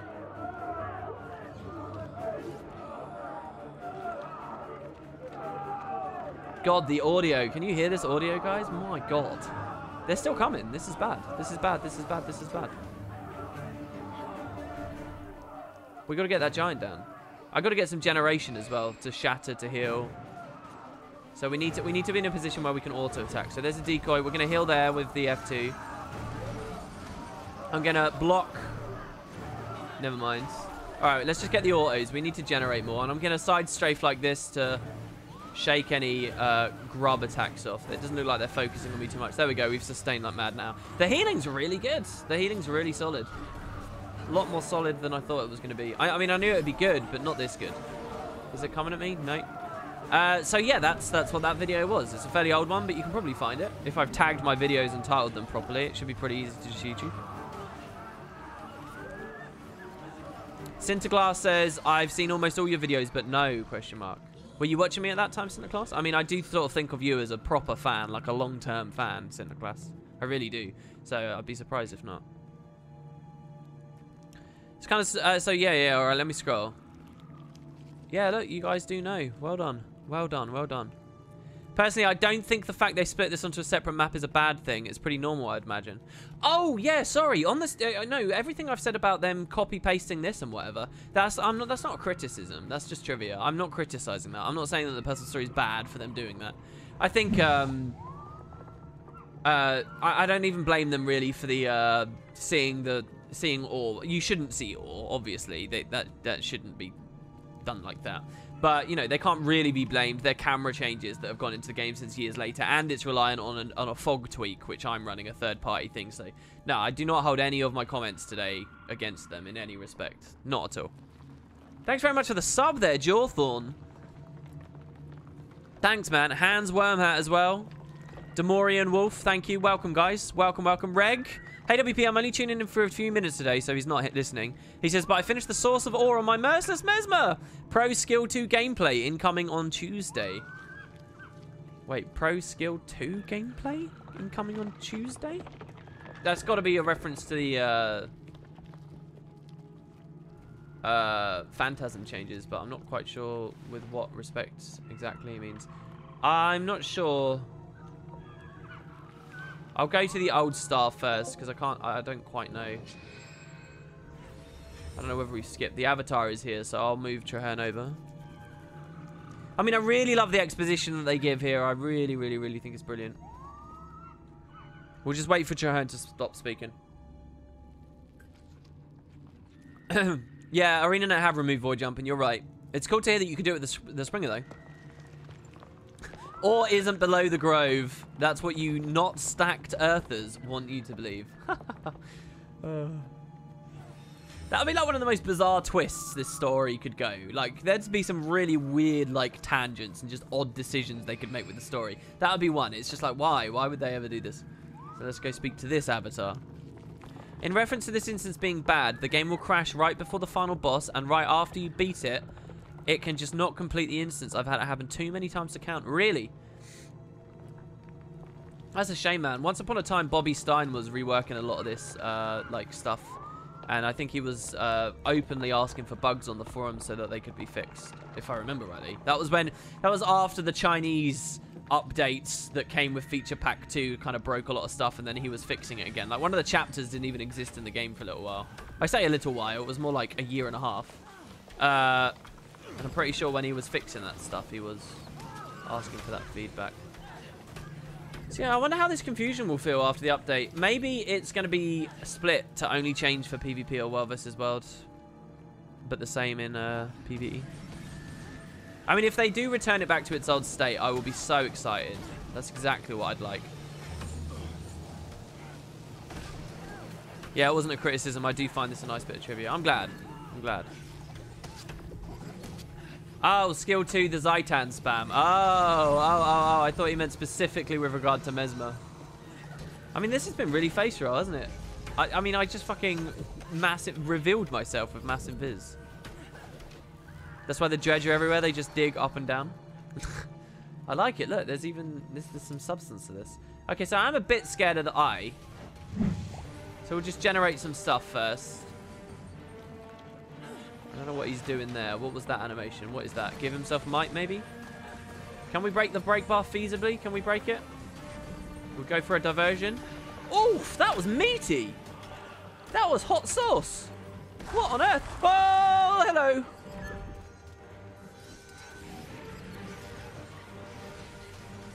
Can the skill 5 break it now? I should have swapped to the skill 5 quicker. I'm scared. I might die. If he does that animation again, I might die. I'm not interested in that. Oh, I think we just got a saucy reflect there as well. There is actually so much sauce around right now. Let's use our temporal curtain as well. Oh, we could have done so much to break that bar. Let's generate with the scepter. Let's do it. Okay, you ready? Divert. There you go. We got it. That was really strong. I did not know that that was that strong. In raids, I nearly always like...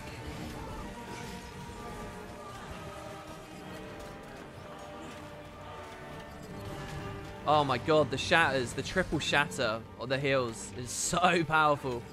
I obviously don't like shattering as the game currently is because of the alacrity uptime, but I very rarely think that it really helps break bars that much, but that really hurts. I wonder if he just has an extremely weak one. But the skill 5 didn't like insta-break it on the greatsword. Neither did the temporal curtain. I get that we got 3 dazes plus the one on me, so 4. We're not taking improved shatters, right? We're running malicious sorcery instead. Yeah, we are. Huh.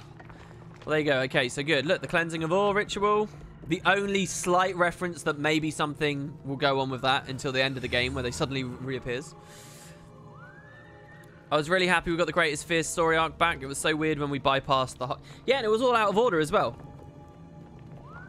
Like, the cleansing ritual you were doing before, like a lot of the other stuff. It was obscene. Do you know what I'd love? If that had collision on it.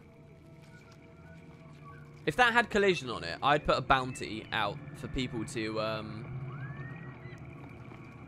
get on the ship. Somehow. Or if like a random helicopter like that had collision, I'd put like a bounty up. 500 gold to the first person with footage of them doing it without like fly hacking or whatever.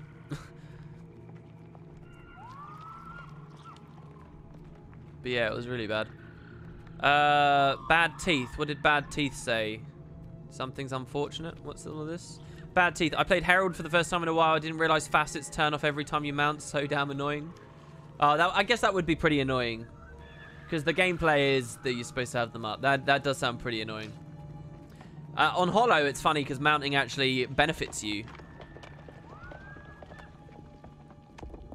Okay, that guy does have a weak break bar. Okay. Oh yeah, the stun signet, obviously, as well, yeah. Oh my god, I'm so bad. There was so much CC on my bar. Alright, we get another super hard boss, guys. Ultimate boss of Ultimate Destiny. Are you ready for it? It's not going to be easy. Listen to this music. Listen to this. This is going to be intense.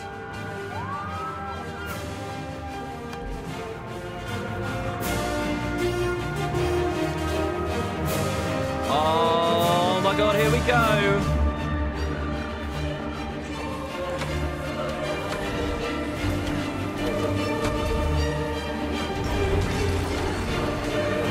Here we go.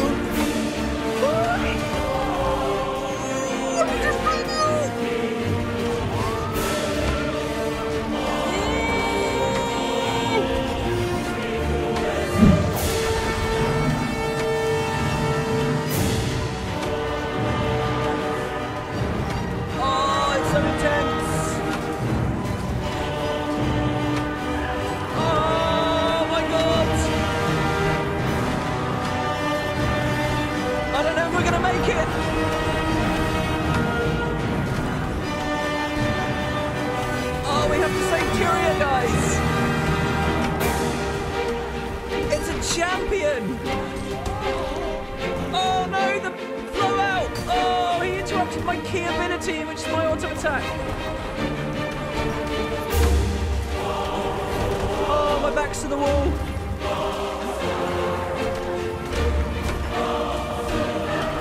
Oh, can he do it? He's getting us low.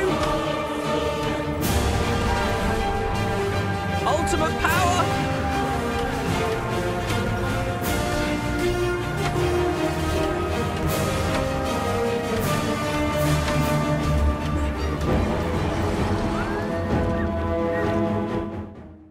No hands, baby.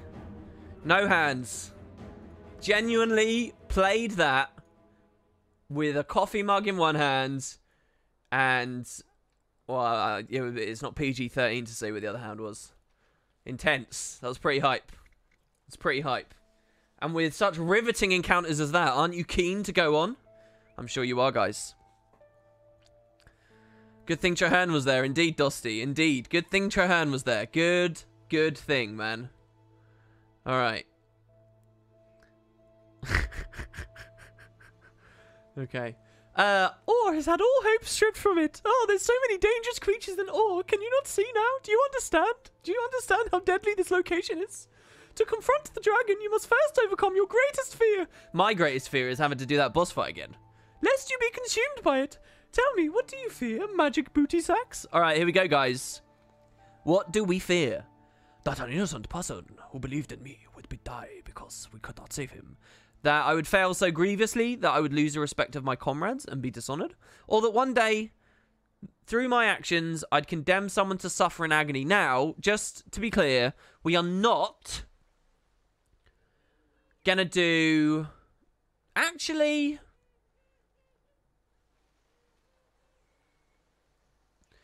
Both of these have a lot of underwater stuff in them. I'm not going to vote on this. I'm just going to do this. I'm going to do the comrade thing again. Sorry, guys. Actually, you're not going to vote on that. I'm sorry. But I'm not interested in underwater content. I'm just not. And not because I think it's this loathsome thing, but I think in Merciless, it's like a significant difficulty spike that we don't need to subject ourselves to. So we're just going to do the respect. Yep, screw you guys. Screw you guys. There ain't no democracy here. Democracy is flawed nonetheless. You did get cheated. All these Fear story arcs have pretty interesting plots. Lab one, yeah, and I mean, I think this plot that we're doing is actually the coolest one as well. I really enjoy it. Another thing, by the way, one thing again, to counterbalance, I really like where the personal story is at this point, where we had that vision of awe and we've kind of got like one narrative thread going on, and now we return back to the vigil and we've got another. I really think RPGs are at their strongest when multiple different things are interwoven, but their general momentum carries them in the same direction, right? So what we just did there with the Pale Tree and with Traherne and our bonding with him and our understanding of awe, that's carrying the story forward in the same general direction. That's towards Zhaitan, that's understanding more of Zhaitan, that's becoming more emotionally invested in Zhaitan. And the Vigil as well is another facet of the people's struggles against Zhaitan, and it's the name of the fight against Zhaitan. So like they're these separate threads that still drive in the same direction, and I think when RPGs do that and they weave things together like that, it makes the worlds feel a lot richer. That's why my favorite part of the personal story is actually right as you join the Order. When you're still buzzing on your domestic stories, you've just hit a new area, Lion's Arch, and there's a new setting you're in, and it feels really fresh and exciting and new, especially on your first time through the game. But also, you've got the stuff going on with your mentors, and you have that special instance on that, and in theory, then the dungeon stuff. And then there's, oh yeah, and we're joining an Order too. And that moment where you've just dealt with your mentors falling out, and then it's like, okay, now go join your guild. That moment there, it's a very exciting moment. It's a big story beat, I think. It's one of the best things in the game. It could be executed a lot better, and if there was an actual weight of fun and work that had gone into the Orders, I think it could be fucking brilliant. But yeah, that's one of my favorite parts. Right, so epic bone walls here. We just accompany a foot. I guess we're escorting a foot in, so we gotta do some autos here. I guess I'll go greatsword. We want to cleave these down quickly, so should probably just go for the mind rack, right?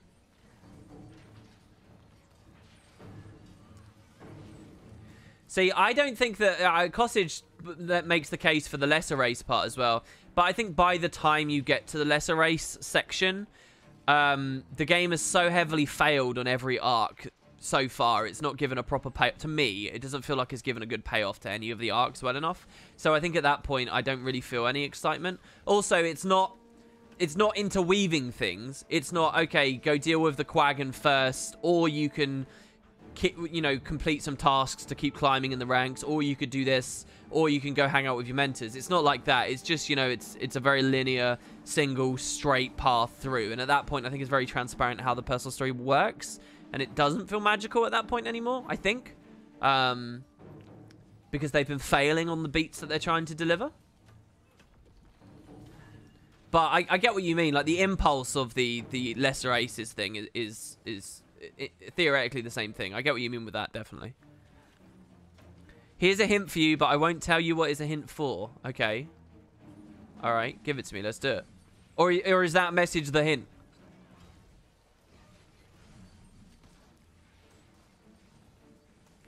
Yeah, this mission's kind of cool. We get on the Trebs in a second, don't we? That's kind of hilarious with no fog. Oh, no, it's not. That's just what Kendaren looks like.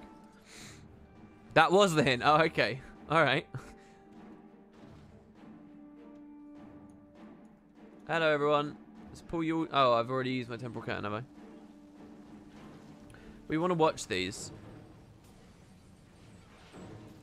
Well, the payoff is sadly buried under the multiple choice jigsaw puzzle plot. Yeah, definitely.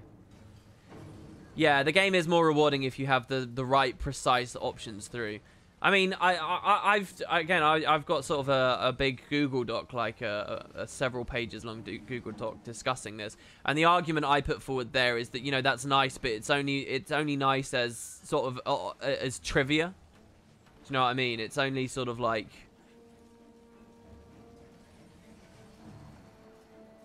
it has a subtle value at best. I don't think you can actually build the game off of that. or rely on that in the way that I think that in the end they ended up.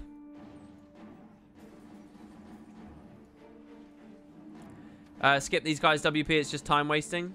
Oh, is it really? Well, the thing is, it's a company Afut, so Afut is the quest mark. Here, she is the moving quest icon, so the odds that skipping them is possible is low. There you go. Hello, Almora.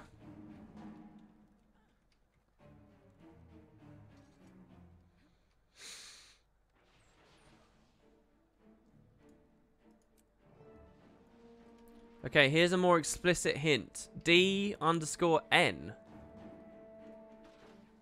What's that hint for? To what end? I don't understand. Fight your way to the blacksmith. Don't jump down into the water. Vigil armor looks good. Yeah, it does, doesn't it?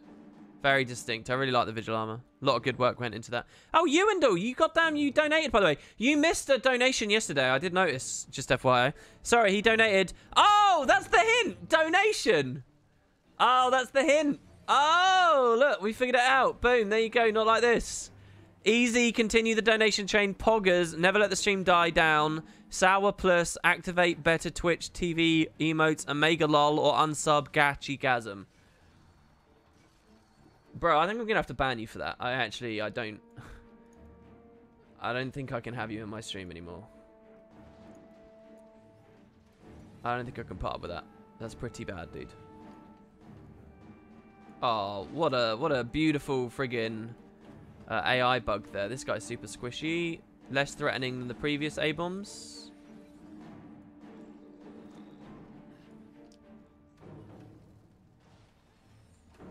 Oh, that was so good. That felt so good. I missed the time when these personal story foes dropped loot bags, but then some folks began farming specific instances, so the drops were taken out. And sorry, well, they weren't just taken out though, were they? They were loaded into the rewards, which we actually rely on now. These essentially, this is what economically, this is a this is what we were finding on the floor, really. It's just a much less flavorful, less interesting way for it to be done, claiming loot. But yeah. Okay. I don't know why I used the phantasm there. It was obviously I wonder how this will work after the update then. What do we think, guys? So the devs gave an example that when you use the phantasm on staff after the patch, it's actually going to summon 2 phantasms which do attacks, and then they become clones, obviously. So that's pretty major. So what do you think they're going to do? So you got the Phantasmal Rogue from Downstate. How do you think that's going to be changed? What do you think that's going to do? I mean, that's going to be a...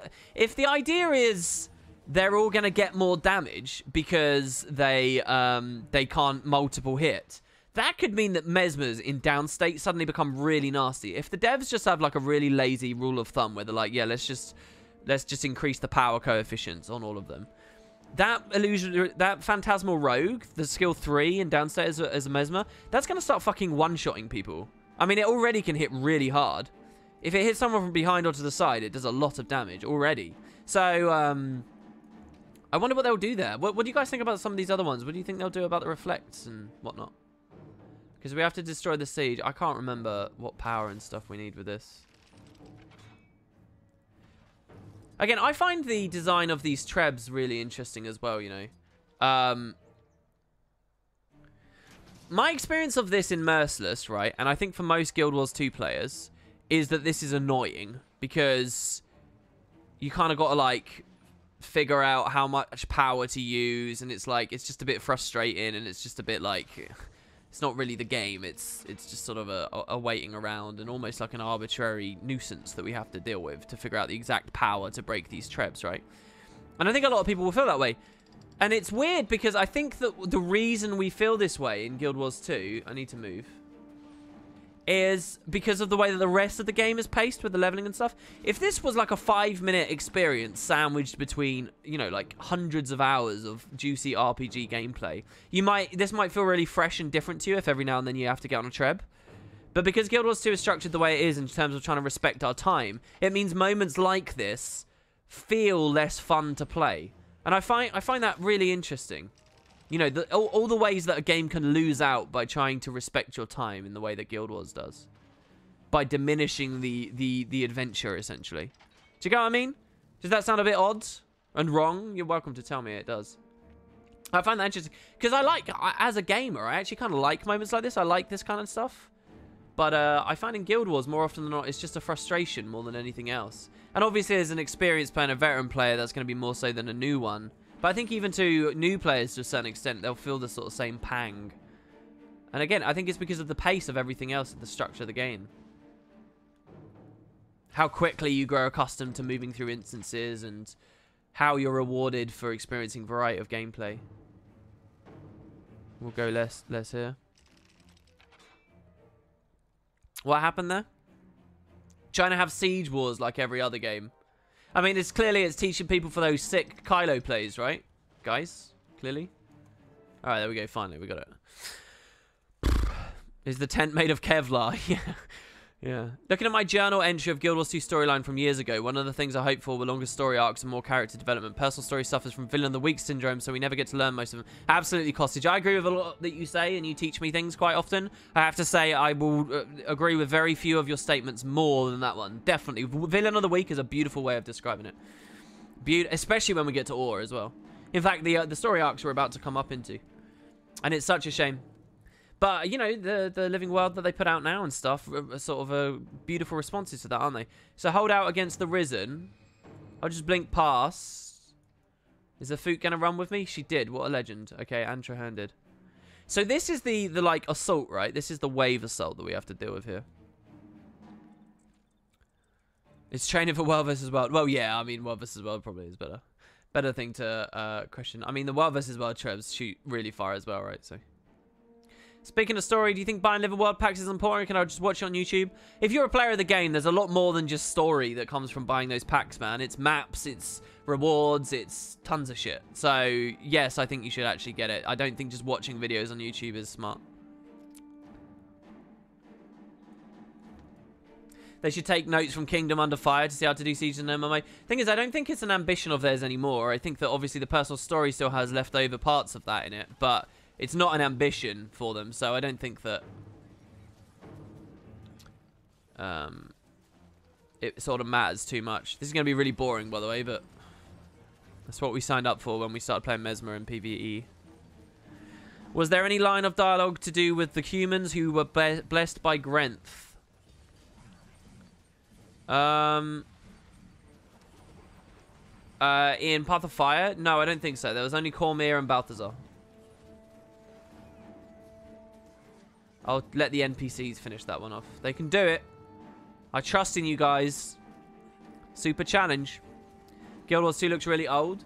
Well, it probably looks old here because I disabled the fog, which does make the game look older. It's not actually on the devs.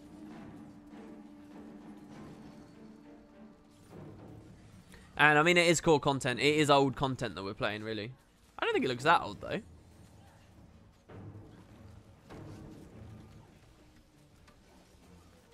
Maybe I'm just getting out of touch with how good FF14 looks and BDO looks.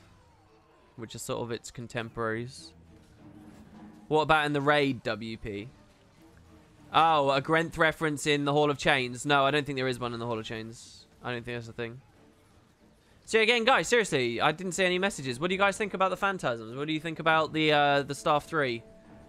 Being 2 attacks. I mean, the theme of the Warlock right now is it's just supposed to be a brutal, massive, aggressive attack. It does more damage based on the variety of condies your opponent has. They're actually... It might even still be a valid thing. For world boss training, top DPS, one of the best ways to get that was play a Phantasm Mesmer. This is a while back now, like pre-Heart of Thorns. And just summon 3 Warlocks with the faster Phantasm attacks and stuff. Because each one would just crit for these insane numbers because it's a world boss and it's got all the condies in the game on it. Oh, another thing, by the way, Alacrity becoming a boon. Another thing is there are some traits in the game that is do more damage for the amount of boons you have on you. And I'm really scared right now. I'm pulling away.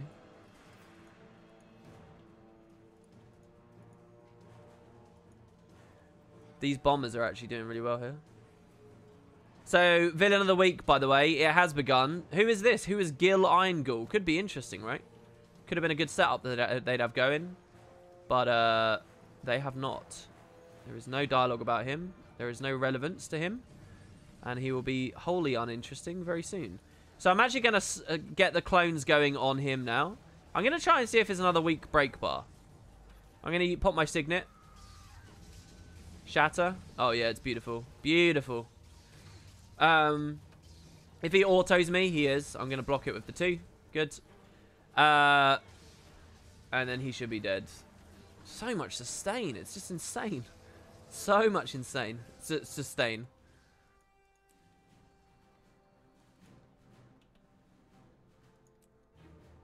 Alright, good. Obviously, this doesn't matter. And out we go. Alright. Yeah, Rod Wilder says, hold the fuck up, Alacrity's becoming a boon. Yeah, it is, dude. Dude, come on, I got a video on YouTube. You know how concise they are. 20 minutes, you'll learn all about the new stuff going on with the game. Thumbs up, go check it out. Go over there, give me a subscribe, give me a like, pin me on Pinterest, follow my Twitter, sub on Twitch, follow my Twitch, sub to my subreddit, join my Discord. Alright, Retribution, this is it. This is the end of the arc. Back to Claw Island. Let's see what we got. They could just make Phantasms use skills. For example, Warden could just put a bubble on the target. I think they're all supposed to be aggressive. They are supposed to be executing an attack. Definitely. You'll add me on Friends to WP. Thanks, man. Someone actually signed me up on my behalf without asking me to, it was an old tip jar website. It was like GoFundMe, but for content creators before Patreon was really a thing. And someone gave me like $1 on it. And they were like, sign up to the website to claim your buck that blah, blah, blah gave you. And I was like, that's really sweet of you, but I kind of don't want to. Any reason I have fog turned off? It's actually because earlier on the stream I was looking in the Grove at some stuff. I actually kind of like to just rein the fog in just a little bit. But mostly I like fog off.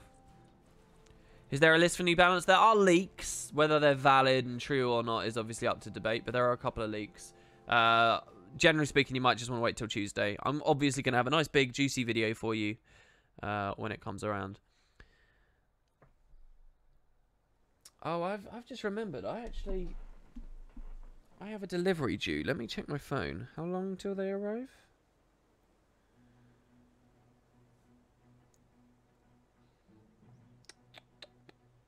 Alright, that's fine. Okay, yeah, we're fine. We're fine. We've got plenty of time.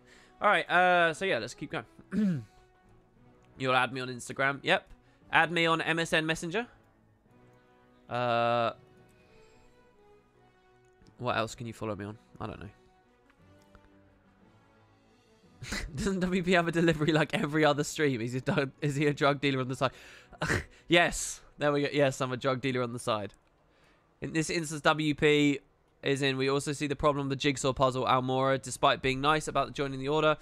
Well, one of the things I think that is really understated, this isn't really about gameplay, this is about story, that I really think that they made a mistake with on the personal story, is the whole theme of the core narrative, right, is about the races coming together to do battle with the Elder Dragons.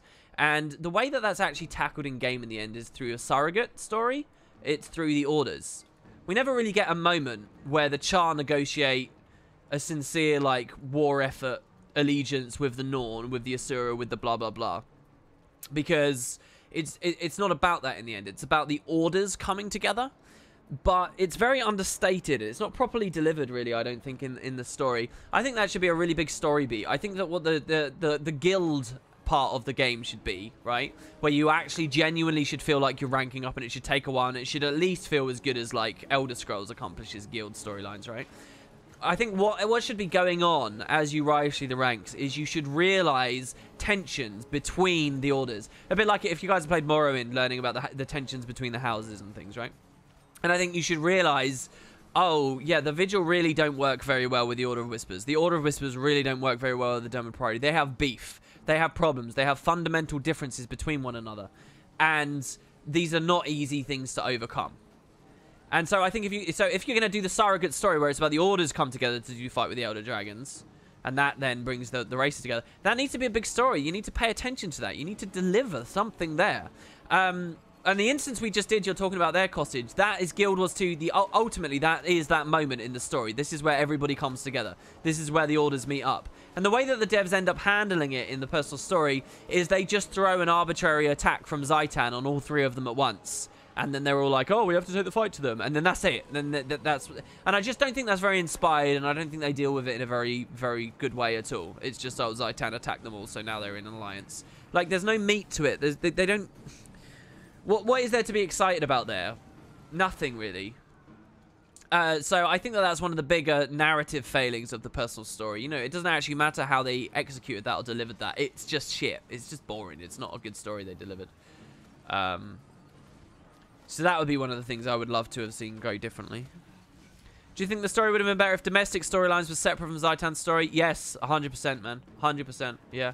I mean, I've been saying this for a long time. I believe it should be my story, which is all domestic stuff, and it's all just about your one specific mentor, and it's about one thing. It's not split into 6 different things. It's one arc, like how Living World Season 2 is one arc over 8 chapters. My story should be one arc over 8 chapters. And it's all domestic. And there's 5 different ones in the game, depending on your race. And it's a lot of work, but there you go. That's the best way I think the game could go. And then I think it should be Zaitan's War. And I think when you make a new character, you can actually play... They would encourage you to do the domestic stuff first. And the domestic stuff mechanically would see you from level 1 to 40. But the Zaitan stuff is like, it's just a separate thing. And it's about the guilds. And there's 5 different versions of this top one. And then there's 3 different versions of the second one. 3 entirely different versions, depending on whether you pick Priory, Whispers, or Vigil. And they can cross over. And that jigsaw puzzle thing that Costage was talking about, which is fun and interesting. Imagine how good that would be if there was a lot more clarity in it. That there were 3 separate, distinct story arcs. And they sometimes cross over. But it's rare. So you get to see the other order's perspective when Vigil agents are caught up with whatever, you know. And they could have done so many interesting things. They could have had scenes where Tybalt meets Siren and Forgal meets Tybalt, and you know they hindsight's a hell of a thing, because I can sit here on my high horse and say I know how this story could have been better now, but maybe it's too much to have expected then when it was originally coming out. I don't know.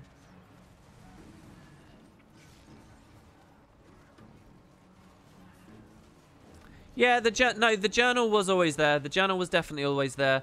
The journal's got some interesting, weird things in it still, like quest items that basically nobody realizes you get, but there is like a quest item inventory sort of thing in the game, where sometimes a story set will give you an item that you don't realize you've acquired or anything, but it's there. It's just unfinished. We all know it's unfinished. We all know that it was rushed out the door. It's obvious it was. It's obvious that they fucked it up.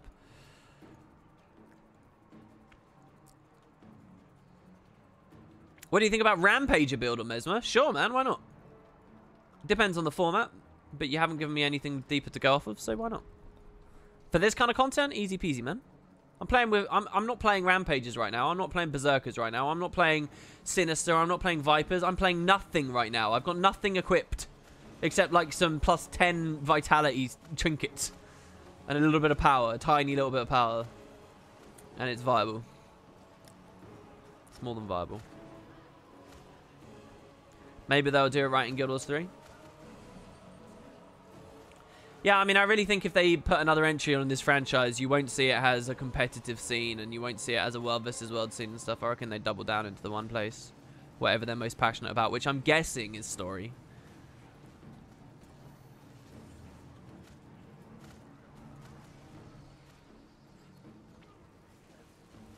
Warden Adian just typed !Patreon in chat. Just a little story for you all. After yesterday's stream, I had a PM. And I had a PM from Warden Adian, who had a very lovely message for me, who said, WP, listen, man, I really like your streams, but you do not tell people about your Patreon enough. You do not plug yourself enough. You really, really need to do these things. And it was a lovely sentiment. It was very wonderful of them. And I just want to say thank you for that, Warden Adian. And now here they are, off of their own back in my chat, pushing Patreon to you all and reminding you all, and that's, like, honestly so thoughtful of you, dude. That's way more thoughtful than I would be to another human being. That's very cool. Thank you. So I'll take the opportunity because it's good advice as well. The way I try to live my life is basically I get money through Patreon. Ads are really flimsy and scary and adpocalypse and blah, blah, blah. Donations are infrequent and unreliable and weird. And basically I sort of live on a bit of a pittance, to be honest. Patreon is it, really. That's my money. That's what I live by. This isn't... I really have no sense of this being a career. It's very silly, really. If you want to help me out, if you want to support me, if you want to help me continue doing this and to sleep comfortably and blah, blah, blah, do consider I have a Patreon. I try to reward you in a lot of cool ways. You get early access videos, ad-free videos, higher quality videos. You get podcast versions of the videos, depending on the tier you go to. And I sometimes do big special Q&As where you're guaranteed answers of all various topics. So, yeah, I do have a Patreon, guys, and there's a link in chat if you want to click it and check it out. That would be really cool, but obviously it's up to you. And there you go, Warden Addian. See, I remembered now. Wooden, can you make me a guide to get legendary armor? No, man, other people have done it. That's boring to me, sorry. So we've got to escort Traherne up here now. I can't sleep comfortably and I don't even need Patreon, says Dusty. It's very sad. Alright, this one's a veteran, so we summon on the veteran so that the phantasm stays up as long as possible. Oh my god, the AI just totally longbow ranger forward me. What bastards. But I like your voice better than theirs. Sorry, man. There's just not enough value there. 80-year-old WP will be doing Guild Wars 6 coverage. Yeah, I really wonder what I'll be doing when I'm 80. The only thing I'd love to be doing when I'm 80 is something. I'd love to be passionate about things when I'm 80. I'd love to be still alive when I'm 80. And I'd love to be... I'd love to be inspired by the world. I'd love to have active projects. I want to be like David Attenborough. I want to, you know, feel like I'm still going and I've got a lot to give and new things to find and learn about and love. I really want that. I don't want to get old. I want level 80. Level 80. I want when I'm 80 to be the same as when I'm 20. You know, I want to feel like the world's my oyster. It's gonna mean taking very good care of my body throughout those years, but that's what I want. That's all I want. I don't know whether I'll be covering video games at that point. Maybe I'll hate them by then. Maybe I would have been living in Uganda for years helping refugees or something. I don't know. But who knows? In all likelihood, I'll probably be boring, ill, dead, unhealthy, miserable, in some kind of rut. But it's okay because I'm an adult now and we call a rut growing up and boring. That's probably what I'll be. And I'll probably potter about the house watching television. Or, I mean, it's weird, though, because I really don't think I ever will be that kind of typical old person sitting about watching television. I'll be on the internet. Or maybe, you know, maybe we will have all killed one another and it will all be over and done. Maybe that'll be a thing. Pretty depressing thought, but there's that too.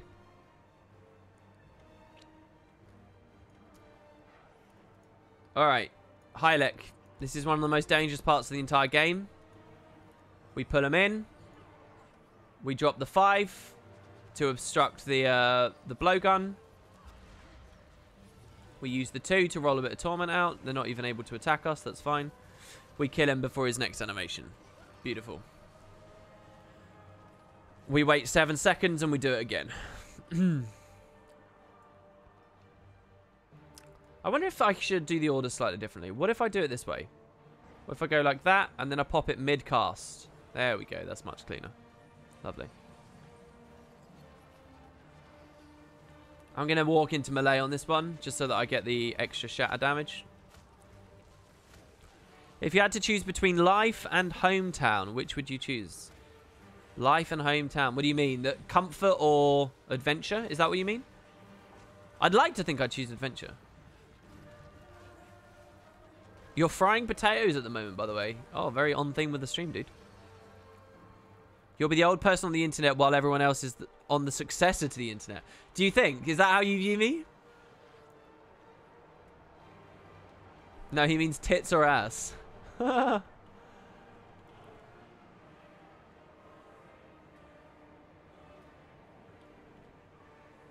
feel like Mesmer can be weak a lot of the time, but clones are probably the easiest way to cheese almost all of the PvE AI. Yeah, any kind of add mechanic. Minions are the same, pets are the same. I mean, it really is. It's broken in the worst way in Guild Wars 2. It's broken in the sense that it invalidates and creates boring encounters. Not because it's strong, not because it's fast, not because it's more capable than everything else, but just because it makes the game boring. That's the worst way for something to be broken, and that's exactly what minions are in this game. I mean, and that's not a particularly scathing criticism of ArenaNet, by the way. I think most RPGs really struggle with that idea of minionmancy and having them have a good place in the meta and, you know, exactly what they're supposed to be doing and whether that's the kind of gameplay you want to encourage. It is a difficult thing to play with and to work out. That's why I think you need added, like, mechanics to interplay with it. Like, I think GW1 actually did pretty well with corpse exploitation. And sort of mixing minionmancy and pets with sort of a healing supporty role. Where you had to heal them up through blood sacrifices and stuff. And it was kind of a very buffy playstyle. I think that they did very well there. Guild Wars 2 removed all of that in favor of simplistic design. Which I don't know whether I really like. In some ways, I think it was warranted, like removing all the different types of damage and like no slashing damage and piercing damage and blunt damage, and no recurve bow versus short bow versus long bow versus flat bow. I mean, there is a difference between long bow and short bow, but in Guild Wars 1, the only difference really was the speed that projectiles moved and the kind of arc that they had and stuff. And there was just all these little things to think about. And, you know, is chaos damage armor piercing? Holy damage, is that armor piercing? Or is that just double against undead? And, you know, all of those things, I think you can feel like maybe there's something to regret in missing those. But with Guild Wars 2, how much it added with all the movement and the dodging and stuff, I think it's okay that it refined the experience there. But in terms of corpse exploitation, I don't see anything wrong with it. And I think they sort of removed a really fun version of minionmancy when they did that. You know, that recent stream, if you guys didn't see it, the recent developer stream where they did behind the scenes for more Path of Fire story stuff, the dev that made the minionmancy instance was on there. And he had some really interesting anecdotes about making that.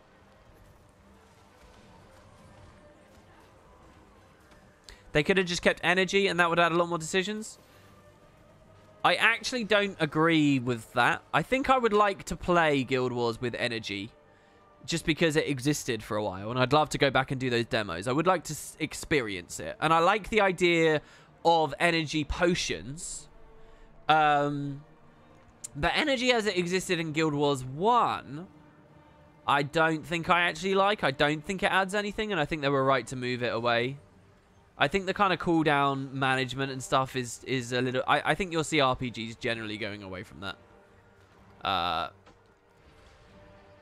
But the idea of energy that was bound to, and it was sort of more of an economic long-term attrition mechanic that was based on your wallet and the kind of potion you'd bought and the size of potions you'd bought and completing events in the open world to find potions to drink as you play. All of those kinds of ideas as an RPG, I think would have been really good and would have helped what we're playing right now and leveling. And I think pressures on your wallet as you play are actually really important, and Guild Wars 2 doesn't have any pressures on your wallet as you level and as you play, because there's no reason to ever upgrade any of your gear, as we can see from this, you know. And it's not just that I don't have anything equipped, it's that I could double click this and equip all of that shit, right, if I really wanted to. There's no economic pressure on your wallet ever as you level. And I think that, you know, that's a part of what makes RPGs good. So, I don't know.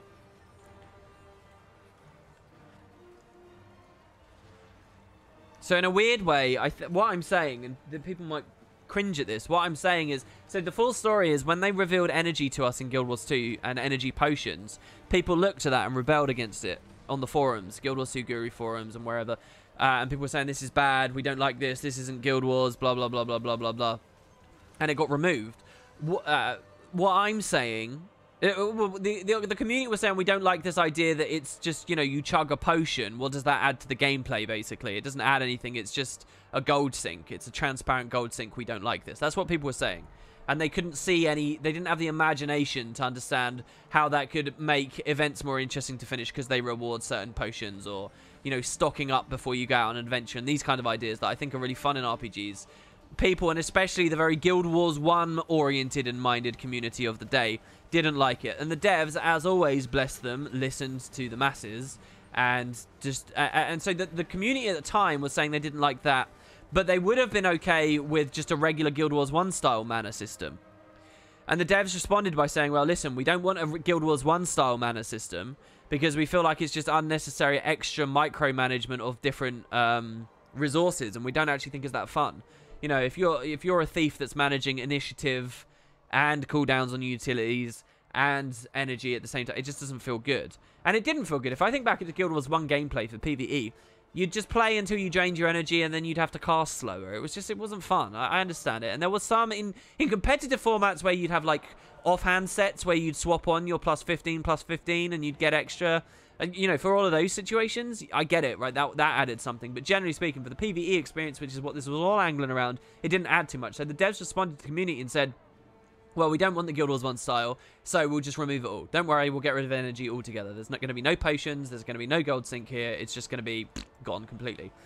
And to which everyone said, yay. Myself included, by the way. This is all me of 2018's different opinions, but myself included, I like the look of this. And what I'm saying now that people might cringe at is, I actually think if they were going to do any kind of energy system, it would have been ArenaNet's original thoughts about it, as a gold sink, as an event reward, as a currency, as a thing that we buy from vendors, and as an aspect of buildcraft. Like, Path of Exile uses energy as an aspect of buildcraft. You get different flasks that have different buffs on them, so when you drink, you move faster after you've drank it, or it refills quicker, or it has deeper capacity, or this, that, and the other thing, right? So the type of energy potion you drink, or flask you drink from in Path of Exile, that's a buildcraft decision. That could have been true in Guild Wars 2 also. You could have had small energy potion. And that's just another thing. Leveling in RPGs, what's fun is, you know, when you start the game, you're drinking from small potions, and then you get medium ones, and then you get large ones, and then you get, like, huge ones, and then you get quality huge ones and stuff. I like that shit. That's fun, man. And I'm not alone. A lot of MMO players and just large RPG players, we like this. We like these power creep ideas. That's why... And Guild Wars 2 embraced that. That's why Guild Wars 2 has 80 levels instead of 20. That's almost a catchphrase of mine to say that now, because I go on about that so frequently. But it's true, and I think the energy potions were another interesting avenue to do that. I really do. So I think that the devs' original vision of it, that people rebelled against on the forums and stuff, if they were ever going to do it, I would have rather see that than what the community wanted, which was a return to the Guild Wars 1 form, or a deletion altogether. I really do. I just think it would have been more nuanced. Maybe I just crave it because they've fallen so short of an interesting gearing experience as you level in this game anyway. So I'm just desperate for any kind of outlet for that. And potions would have been one. But yeah. It's just a very different vision of this as an RPG. A very different vision than what we got in the end. You might have been sitting there thinking, WP, what are you doing? You're wasting time. I'm actually not. I'm a bit scared of fighting Blightghast because this has not got the range I'd want to do the fight. So I'm just staying back here to just let the NPCs kill it. Because like everything in the game, it's not a real fight. Also, I'm curious. We never picked the Char this time. We picked the Norn. So I'm wondering what that gave us. We don't have the siege weapon. But what, do we have a Norn warband charging into the fight? Are they in there in melee fighting Blightghast right now? Is that why maybe he's dying faster than before? Because we don't have the ghost cannon. And remember, by the way, if you're Prairie, you get 2 other things. And if you're Whispers, you get 2 other things as well. There's actually 6 different allies that could potentially be with us here. Which, again, is cool. It's just not emphasized well enough. So it's a bit... It's more trivia than anything else, really. So let's see. Is there a Norn warband in melee somewhere? Yeah, look. Isla Pierce-Dottir.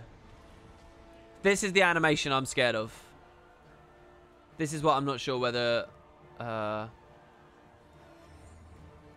can sustain against it. What I want to do here, by the way, is just summon 3 phantasms. We're waiting for the red bar to go away. There's 1. No, I'm scared. I don't want to go in there, guys. I don't want to go in there. We'll just let them kill it.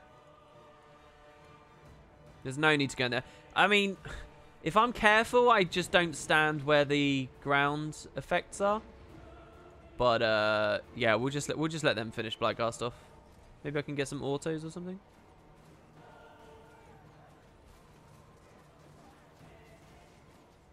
As long as we get blink back up so that I can quickly flee again.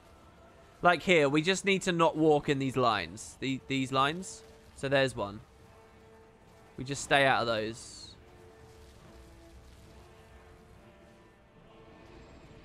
Alright, there you go. We got... Oh, they despawned again.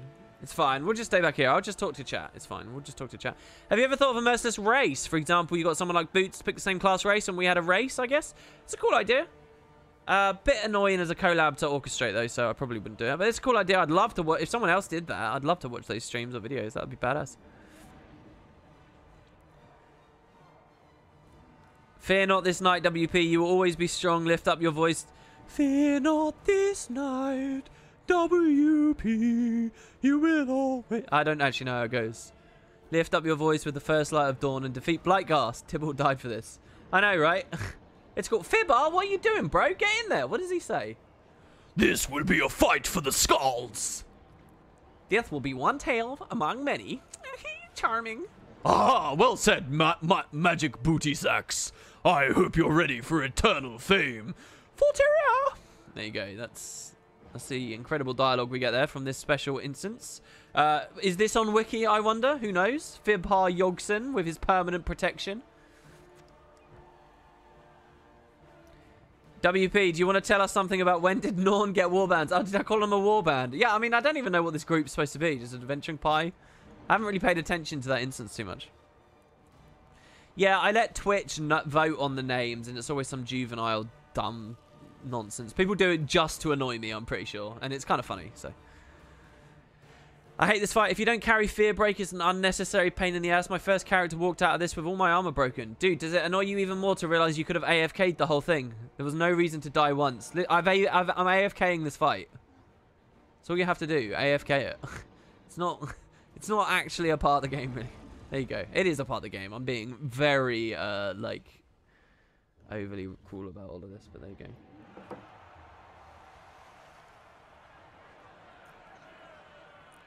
Fixar would be on the wiki. The fact he has 100% protection uptime is probably not on the wiki. Guys, you've had 5 years to put that there. Now let me sit here and judge you.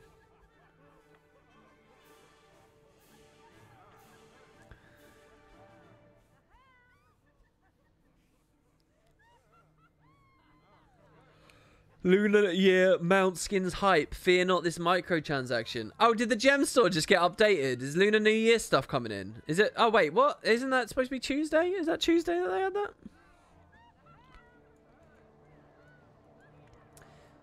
So look, we've learned how to come together. Together we will do more. Fort Trinity. See, like this, there's no real payoff here because they didn't do anything interesting with it or present it well either. But I think this could be a really incredible story beat. I think this could be a great moment. But it really needs it needs weight behind it. This needs to be a huge... You know, I described that this would be like its own story. This would be like the halfway mark. If not the halfway mark, like... I mean, it kind of is the halfway mark, sort of. But this would be like 2/3 in. This is like a big moment. There's a very big swing now. This is the moment we go on the offensive, right? This is like a serious moment, really. It could have been done very, very, very well. There's a brilliant foundation here. Alright, cool. So we get the Claw Island keepsake. And, so it's a little bit more interesting now. I could take a bit of comedy damage, but I'm just not sure it's necessary. I actually might go,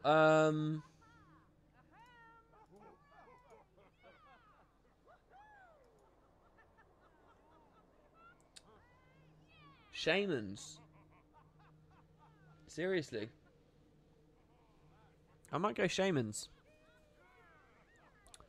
Vitality. I mean, the healing power. Really, no. It's just baseline healing's enough.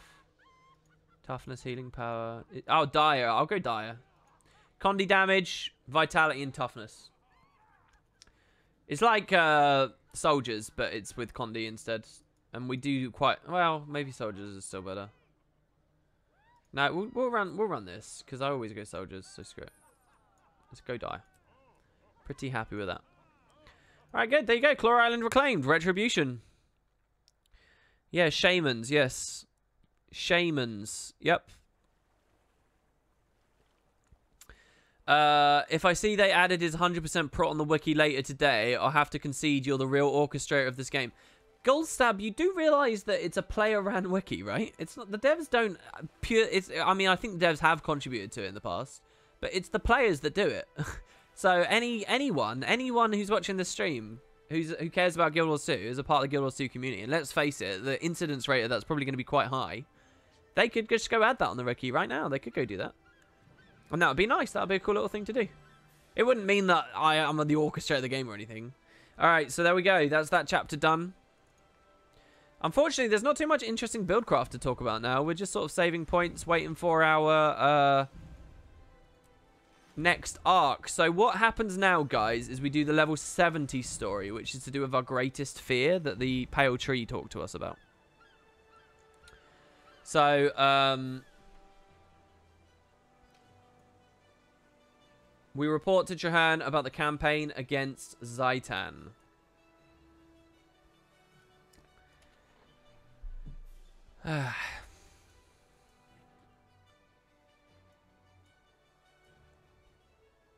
Where, though? Sorry? In Lion's Arch? It says, go to Lion's Arch to receive my new orders. Look at all the mails you get spammed with. This is absurd. Form ranks at Fort Mariner. Do I need to leave the map and then come back in again? Why don't I remember this having been a thing on the other characters we were playing? I started playing with Scourge as like a whole new game. Any tips? What kind of Scourge are you playing? A Power Scourge for PvE? Or are you playing a Condi Scourge for PvP, Wild vs. Wild? Oh, and PvE as well, I guess. Or are you trying to do a weird kind of supporty barrier intense Scourge? What tips do you want as well? Like, I don't know what your objective is. You're playing a Condi Scourge? I would just remind you that your F5 is super powerful. And that's the main thing you want to look at. Especially if you're running the Burning Becomes Torment and you inflict burn on the F5 whenever it pulses and stuff. With Doomfire. There we go, there's another mail. Regarding a critical mission, find Chahern at the camp. There we go. Alright, that's going to be all the way down here. What server I'm playing right now? It doesn't matter, dude. Servers don't matter in Guild Wars 2. Only the region matters. Whether you're playing in Europe or whether you're playing North America. That's all that actually matters with this game. Unless you're World versus World. But even that is about to change. Woo! I love this change. I think it's going to be so good. Just what it means with my explanations to new players. It's just so much more simple now. It's so clearer. Ah, it's brilliant. It's brilliant. I hope that the word server is just like gone from the vocabulary. I really do. Ah, so good. I mean, in terms of new players, obviously we all recognise we'll be on EU or NA servers, but yeah. But I'm NA right now. Sorry, to actually answer your question, it's NA. I do appreciate the hard work the community has put into fleshing out the wiki, says Cossage. The templates, etc. really help, and it's nice. We cite sources no one can find where certain lore tidbits been taken from.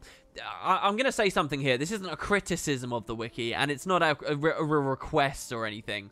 But what I would love the wiki to have is, you know, on say you type in regeneration. I did this on my video today. If you type in regeneration, always on the top right of a page, there'll be like a quick box where you can see like the icon, like the skill icon that represents regeneration. I'd love, like, in that box there to be other basic information as well. So if I search up a skill, I'd love, like, a really nice, pretty little box I can quickly take a quick screen grab of to then insert in my videos. Right now, all you can do on Wiki, all it will show is the skill icon and then, like, a ping. Like, the information that comes associated with it, the way that the Wiki's format is, it will tell you, like, the link to ping it in-game. It doesn't have, like, in a nice, concise little thing, all the tooltip stats and things. So, it's got, but if that was all condensed in that box, I could just grab those and splice them into videos. It would be so amazing. But yeah, it does blow me away how much detail is on it, like nearly every wiki page. I think for a long time, people don't realize this, but for a long time, Guild Wars has had one of the best wikis for a game of its size, with a population of its size and so on. Like, very comprehensive wikis and real hard working. Like, you see some even quite large games even still that have just got, like, their wikis are a mess and they just don't have enough detail and they're just really badly formatted. They don't have many house rules. Like, we're quite blessed with Guild Wars, really, to have the wikis that we do. They're very good. Will Mesmer changes affect support chrono? Absolutely, dude. Absolutely. I mean, the devs even said it themselves. That phantasm on the phantasmal defender on the shield, that's going to change. All right, guys. So basically, all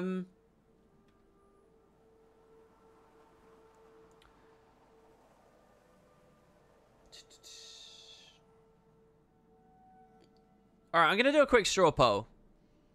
I'm not going to be able to stream for too much longer. So, I'm going to let you guys decide, because this is a whole chapter, right? So, we can start this chapter in kind of a limp way, and then just sort of have to stop halfway. Or we can spend the next 10 to 15 minutes doing a PvP match. And I'm curious as well. I actually want to know who wants to watch PvP or not. So,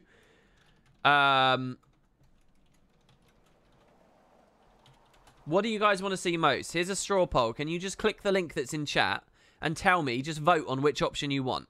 You don't need an account or anything to do this, guys. You just click the link. Do you want to watch a PvP match, or do you want to watch the next Merciless instance? I'm curious what people want to see. And we'll do that, and then we'll probably close the stream after that. So we'll find out. Feel free to vote whichever way you want to do it. And this will give me a better perspective of what people want to see. Wow, that's huge for PvP. What the fuck? That's huge. Really? Jesus Christ. 81% for PvP. Holy crap. Really, guys? Merciless PvP, why not both? I mean, that would just be a lot of character deletion arbitrarily. Really? Okay. Wow, that actually makes me feel really good. Thank you, guys. All right, fine. We'll do this. We'll try this out. We will obviously do the last 2 chapters of the Mesmer, which I'm very excited about, but that'll be on tomorrow's stream. Dude, your PvP Christmas streams were so good. I just feel like you don't understand. You guys don't get it. You don't understand like how far below the line of what my normal gameplay is like when I'm streaming. Like it's like pulling teeth. I just imagine genuinely reasonable players watching it and thinking this is terrible. It really, really, really frustrates me. I get very insecure about it. But so yeah, we'll see this. Oh, that's really cool that you guys want to see this. That is very cool. So if people don't know, and again, I want to. That also gives me a lot more confidence to do that PvP series as well, to introduce people to the game. The build that I'm running right now is extremely glassy. It's basically the glassiest thing you can run in the game. And I really mean that. The only thing that's glassier than this is no. So how do we define glassy? This is the squishiest thing in the game, but the build has like tools to get away from damage. Like, so what we do is we run at the speed of sound. This is basically, this trait here is the key to nearly all of our survivability. Super speed when attuning to air. So we just run at maximum speed, keeping out of range of as much damage as possible, which is extremely difficult considering the ranges that are running around right now and just a lot of the range pressure that's in the game. We are extremely squishy. The advantage we have, though, is we can, like, one-shot people. In like, less than a second, we can bring some classes from 100% health to nothing. Seriously, we can just, like, instantly kill things. And other people we try to fight, we can also burst down, especially with the assistance of some friends. So we're going to be doing this, and I'll show you guys what it looks like. There are worse builds. There's like, you know, if I was running a staff version, if I had fire attunement here instead of arcane or something, and I ran a staff, it would be even worse. It would be terrible. You know, and we could run ferocity based on our precision, and we would be squishier. We would have nothing to even get away. So this build is, right now, there's no one on the scene who plays this well enough for this build to have any respect. Most of the Ellies that have been around on the scene have been more content and more enjoying and more confident on Sustainia builds and put more respect on that because they can make more plays, they have more opportunities. This is a very limited build, and I bow to their opinion. I think that this is probably, you know, it's good for some funsies, but I mean, if you're really try-harding, you're probably not going to play this build.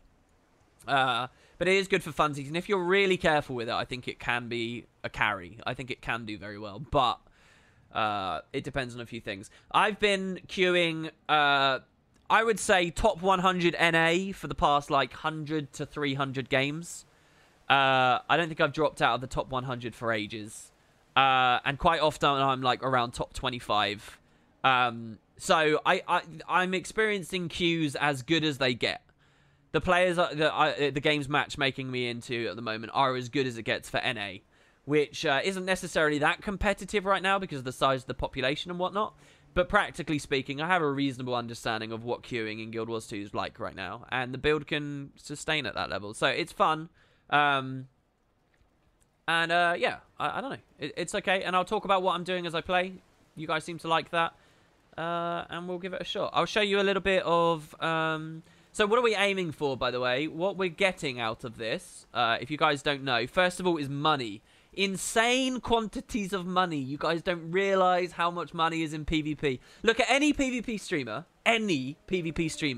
Look at how much money they have. They probably have 1,000+ gold easily, always, because you just get so much money from PvP. So we're getting a ton of money, but also the other thing I'm doing is getting tons of Path of Fire gear. So this Domain of Istan track I've been working on between these Desert Armor boxes. So I'm getting all of my collections, really, from Path of Fire through PvP. So I'm doing that. I'm also trying... I want to end the season top 25 to get another achievement and title. I'd really like that. Who knows if I'll make it. The season doesn't end till March, though, so I'll have to sustain this for a while. And what else are we doing? I don't know. We're trying to, you know, just feel better and get better at the game. So what we got here? So most Ellies you see, by the way, they're support Ellies. So I'm going to assume this guy's support. 2 thieves. It's always interesting when you see 2 thieves when you're on this build because thieves are very hard to fight. If they stick on you, they're actually quite hard to fight. This build sort of counters them in some respects as well, though. So this can represent incredible opportunity for me, or it can represent a nightmare for me. Fuppa Pish, this guy, he's a Mirage that will camp me because Mirage just shits on this heavily. So this actually, I'm not confident with this. I don't like the look of this. This build is going to struggle in this fight here. And this guy's just rolled Ranger, so he's going to have heavy range and he's just going to pressure. This is actually not nice. It all depends on my allies. Who I can see some pretty solid players that I'm with here, by the way. So that's interesting. This guy's swapped Ellie now. Mostly I'm concerned with the Mirage. The Mirage will push me. I don't know. This will be interesting. What amulet am I running? Marauders. This is a Marauder amulet. And I'm running pack runes at the moment with annulment and exposure. Annulment is to rip protection off of firebrands. And so scourges, I inflict vulnerability on my burst, which the scourges then press F2 and turn the vulnerability into protection. And then my annulment sigil rips the protection. Protection is like hell for this build because it makes them so much tankier. So I was scared of this. People didn't know who wanted to go close. They're pushing fast, so I do not want to go to mid. Mid is death for me. They have a lot of very fast-moving, spiky players. So, whose wall is that? This guy also concerns me. He could have been free casting on me. He's missing opportunities there by not doing that. He's probably going to be quite sustaining. Here you go. So we're being jumped here. It's mostly because they don't really have other targets. Oh, I don't have heal bound. I'm going to die here, but I don't have a choice but to die because I don't have healing bound. Rip. I didn't have dodge either. Oh. I think this thief is streaming, by the way, so I will host him once our stream's done. Unbelievable. That legitimately was Merciless PvP. Legitimately. So here, the enemy team has chosen not to stomp me, which is very smart of them, because what it's meant is instead of having a 10-second respawn, I've essentially been on like a 25-second respawn timer, which means that's longer before I can help people out. That's longer before I can make any plays. So we're already, you know, quite a bit into the match, and I've not actually made any plays. Here, I've got to watch closely to see what's going on before I move out. So it looks like opportunities are ready in mid, so we're going to look for these. So here's a fresh air Ellie over there. We can global him. And hopefully my teammate. So here I'm not trying to stomp, because you don't need to stomp a build like that. You can just global them. Here, he's left me to cap the node. I really wanted this ranger to stay and cap the node. That's an unnecessary panic swirl that I didn't need to do. Here I'm just watching, though, because I know I'm going to get pressured. So this guy's actually being pressured there, and I might want to push him hard. Here we go. So let's just push up quick. The thief 1v1, and we can jump in and just ruin it for them. So he's dipped down. He's obstructing me. He'll blink back up once I try and burst him down there. He's stealthed. They're getting free cap mid after I just grabbed it, but it's the Ellie. And I don't know how good he is. He wasted his plasma beam, so he's probably quite bad. He just went earth. He's getting ready for the obsidian flesh. He's running the elite, which is very weird. Well, that was some kind of a buff that I don't recognize. We'll probably kill him now. Because we got our obsi flesh. That's his trait, by the way. Oh, he got me. I can't believe it. Well, now he's dead. So it just depends which of our allies sees us first. But because, sorry, you can't see the map. Because my ally died here, so I'm going to vapor to my warrior who's seen that this is happening. And I'm going to pick him up. No! What's he doing? Oh, that's such an unnecessary risky play. They could just easily plus my body now. Oh. Okay, I'm going to... Okay, that's fine. All right, good. So, yeah, for a second I thought I might have been blue. Which really weirded me out. So these guys are just doing this constantly. We can push that now. Okay, so he's dead. That's fine. And now we can take the druids, who might give up the node to go for a res. No, he didn't.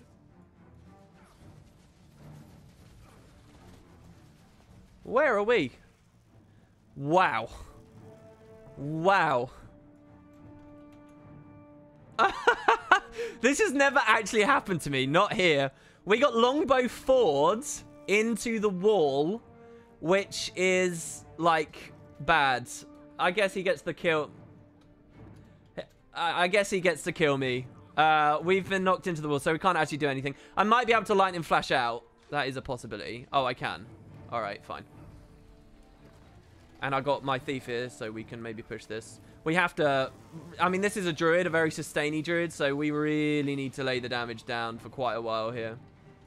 If we can get that nuke, because he's stealth, that would be really nice. If my thief had spammed dodges there, so that the druid couldn't de-stealth. Here he's stealth, but I'm keeping the auto-tracking, so that we can get max damage going.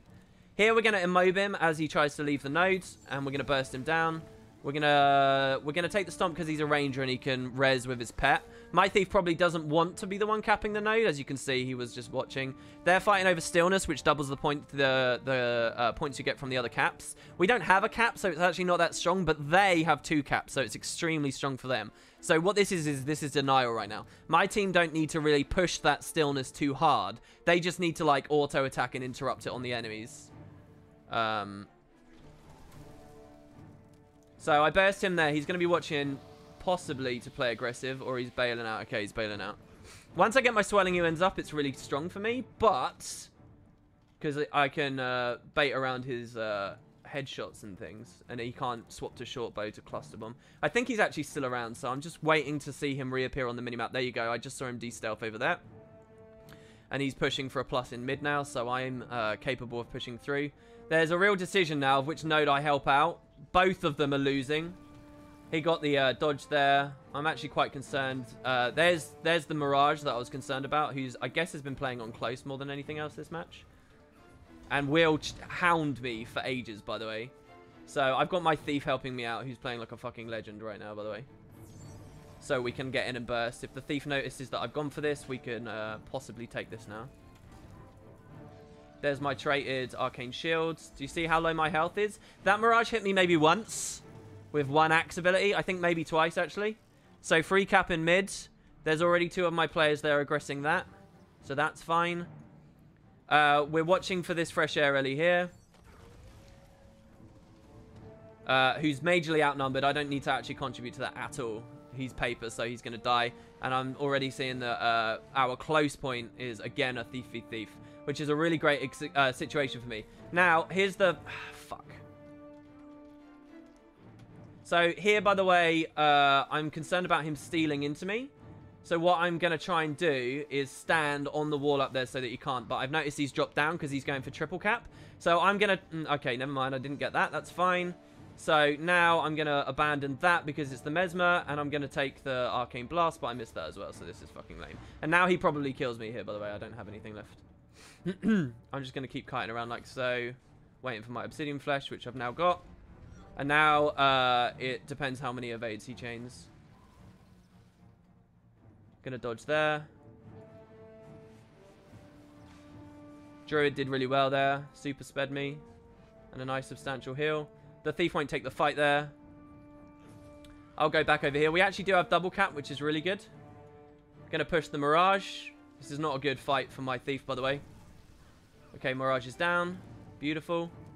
Their Thief's coming in, but he's just saw that his ally's already dead, so he's too late. Basically, I got the +1 quicker than they did there, which is good, because they all rotate a lot faster than I do. Druid is sort of wasting time in middle, but it's an okay position to be in for now. Ellie's down there. The Ellie cannot kill that Druid. I don't think he can.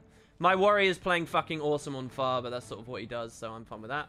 Here, he didn't notice me coming in, so he was too late with the dodge. I'm happy to bully this out here.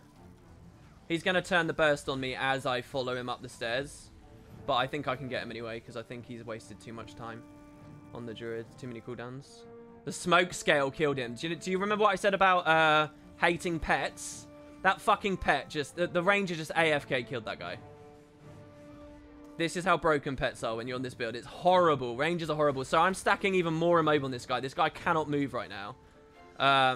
Fupper pishes around again, so I need to be careful. There he is. Blinking up here so that he can't follow me for a second. I mean, he's a Mirage, so he actually can. Just trying to establish a position. He's there. Thief is pushing him. I will plus because I don't know how well the Thief can actually fight a Mirage. Ranger. Oh my god, I got the Thief on me as well. He dodged perfectly. I need my Ranger to see. I'm kiting back to mid for support. He gave it to me. Swirling Winds, watching just closely. He can't actually jump me. The problem is now Close is getting snowballed. We're really turning it around here, by the way. Broke combat. That means he definitely went all the way in there. Taking a sneaky jump on this guy. He already obviously fleshed. That's fine by me. Fuck. I should have known there were a lot there. The thing is, that fight just sort of ended. I'm going back to this guy who's hopefully seen me. He has. Good play. This is nice. This is high quality players you're looking at, by the way. This is genuinely really nice. Again, there's a plus going on our close node, and I need to help it, so moving in.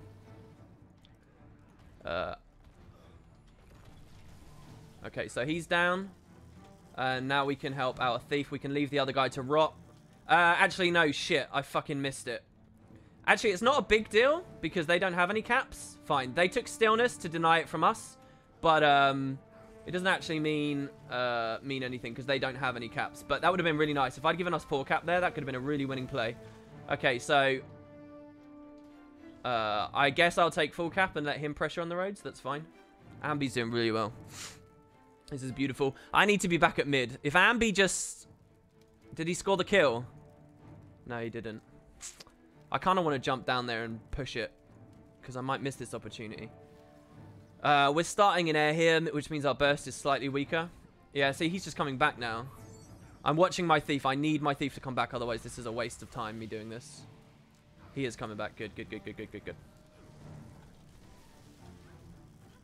I need... well fucking done. Good shit. I needed to stay on the node there. So there I blinded with the skill 3 so that he couldn't stun me as I went for the stomp. I needed to stay on the node there to stop that newt. Here I'm concerned someone's gone around the side. Here's the fresh air Ellie again. I was pushing the limits of my range there. He overlapped his Obsy Flesh with his trait, which isn't ideal for him. Here's my Obsy Flesh. I'm covering my heals with it. Gonna CC him with Gale. Keep max range. He's down. He got the newt. You always lose the node really on this. So here we're just gonna rotate through and burst him down. Again, no need to take the stomp on these guys. That's the win. They really pulled it out at the end there. That was a good game. That was really fun.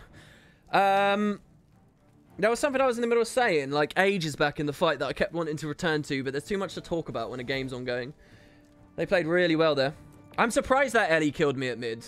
I don't know what happened. Maybe I got really unlucky with crits, but I'm running pack runes at the moment, and you get a lot of crits. If the leaks are correct, you get another 5% crit chance from after the patch on this build, which will be really nice. How long did it take to get all the bounty hunter armor through PvP? It was just before Christmas I started PvPing, and I did that reward track 18 times. for the bounty hunter stuff. I don't know, man. If you run celebration boosters, you can see I've got one here.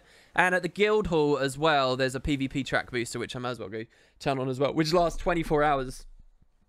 And those two things together, just those, really speed things up. Also, you can spend laurels on experience boosters. Or you can get the XP boosters from the new Black Lion statuettes for 2 hours of reward track double. So those things just speed up. Yeah, I mean, honestly, guys, you get a lot of money. Oh, I never showed you the end stats screen. That's a really cool comeback, yeah. Oh, Taco messaged me and said, I don't know how we threw that. I'm pretty sure it's because my warrior started making plays on far. But everyone just had really high awareness. That's what I need. If you watched my build, every time I died, people were rotating in and supporting me. If you know, and that game, there was a lot of back and forth going on. If it's remotely slightly more pressure than that, they wouldn't have had the luxury to be able to do that, and I would have been a real dead weight, like a real dead weight. Those like 3 down states I had wouldn't be good. And I mean, at the start I died, but I didn't actually have a dodge roll or a heal skill bound, so that's sort of a thing. Let's do one more, and then we will turn the stream off. One more, guys. One more, and then I will host you to another very competent PvPer, as long as he's still going. When it happens. But yeah. So, let's see what people said in chat. Sorry that I couldn't really respond. But yeah, you get loads of stuff. You hate pets when you're on your Scourge. I mean, if you hate him on your Scourge, you should never play this, seriously.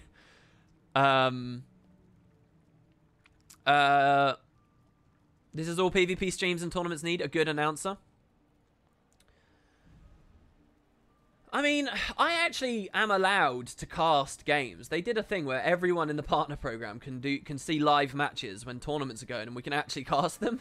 I've just never done it. And it's a shame, because Jebro is one of the only ones that does it.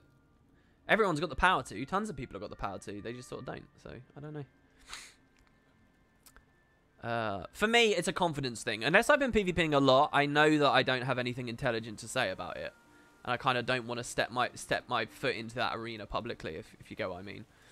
And it doesn't take much for me to lose all confidence in a topic. You know, I really feel like you've got to be an expert in it. Well, no, not that I'm arrogant enough to think I'm an expert, but I think you've got to do your homework. Do you know what I mean? There's a lot of energy and weight behind needing to do your homework. I don't know, maybe that's wrong of me. Maybe I should be a lot more casual about the way I handle things in life, but yeah. 50% low health. You practically constantly live on 5%. Sorry?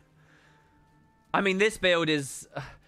You're low health even when you're at 100% health, really. That's how squishy it is.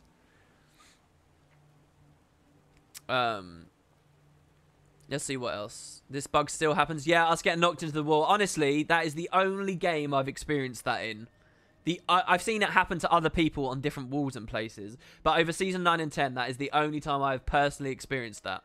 And if I'd been a bit smarter, I would have realised I could have lightning flashed out earlier anyway. But it kind of helped us.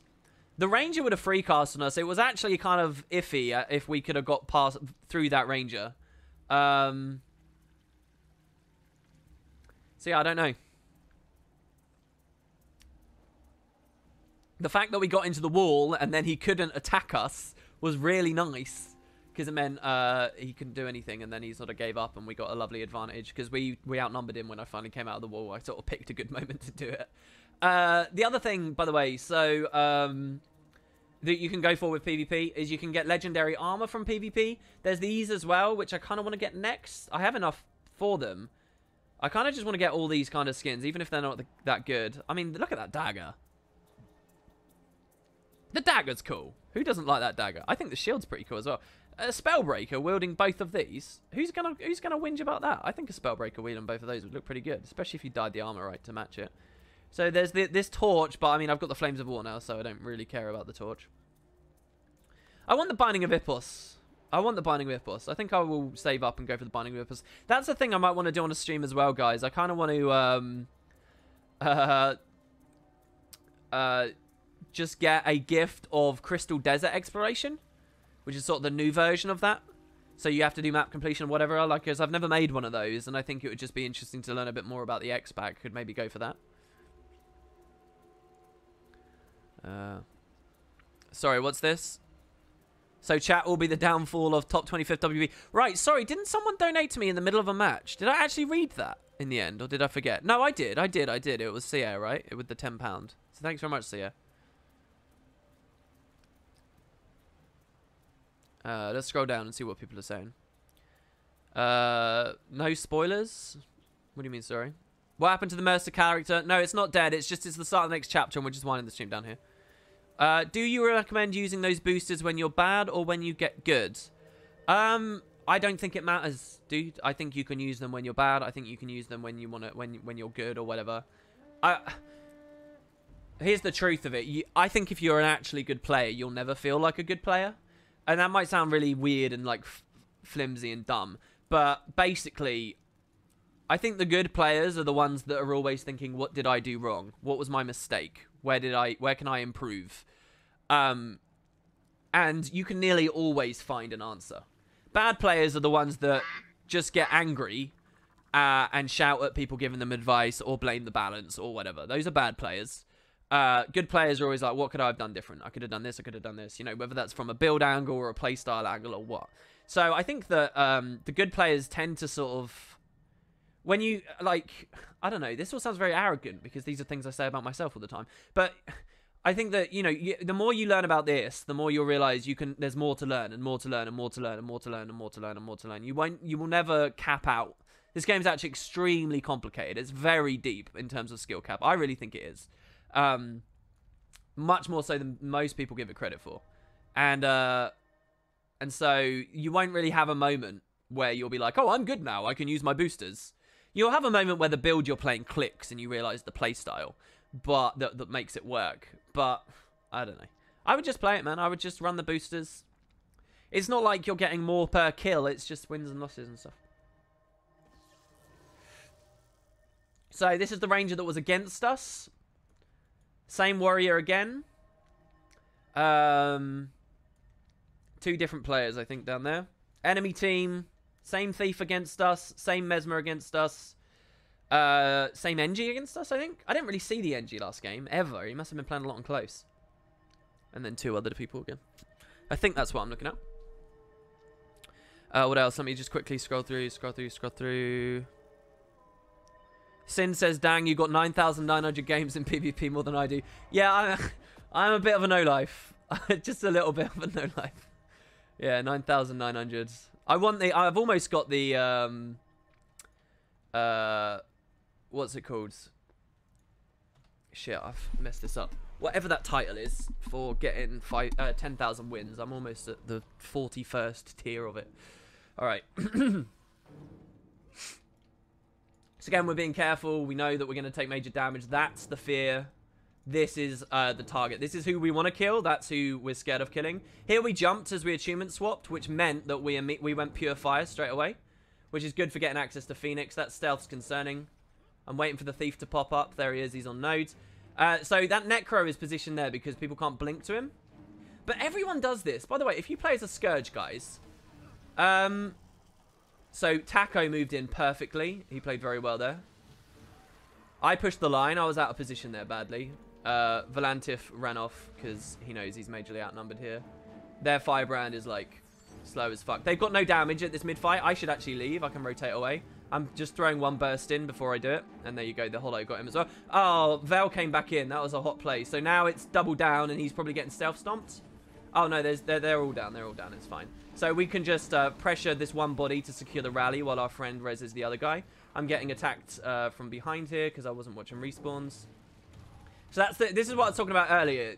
For some builds, you've really got to remember, like, okay, so we burst that Necro. He doesn't just disappear now. He's going to respawn. What's he going to do on respawn? Go to his home node that's already capped? No, he's going to come back to mid. You know, if I had the awareness to remember that, I wouldn't have been feared there. He could have burst me much harder than that if he had a bit more life force, if he was a different Scourge build.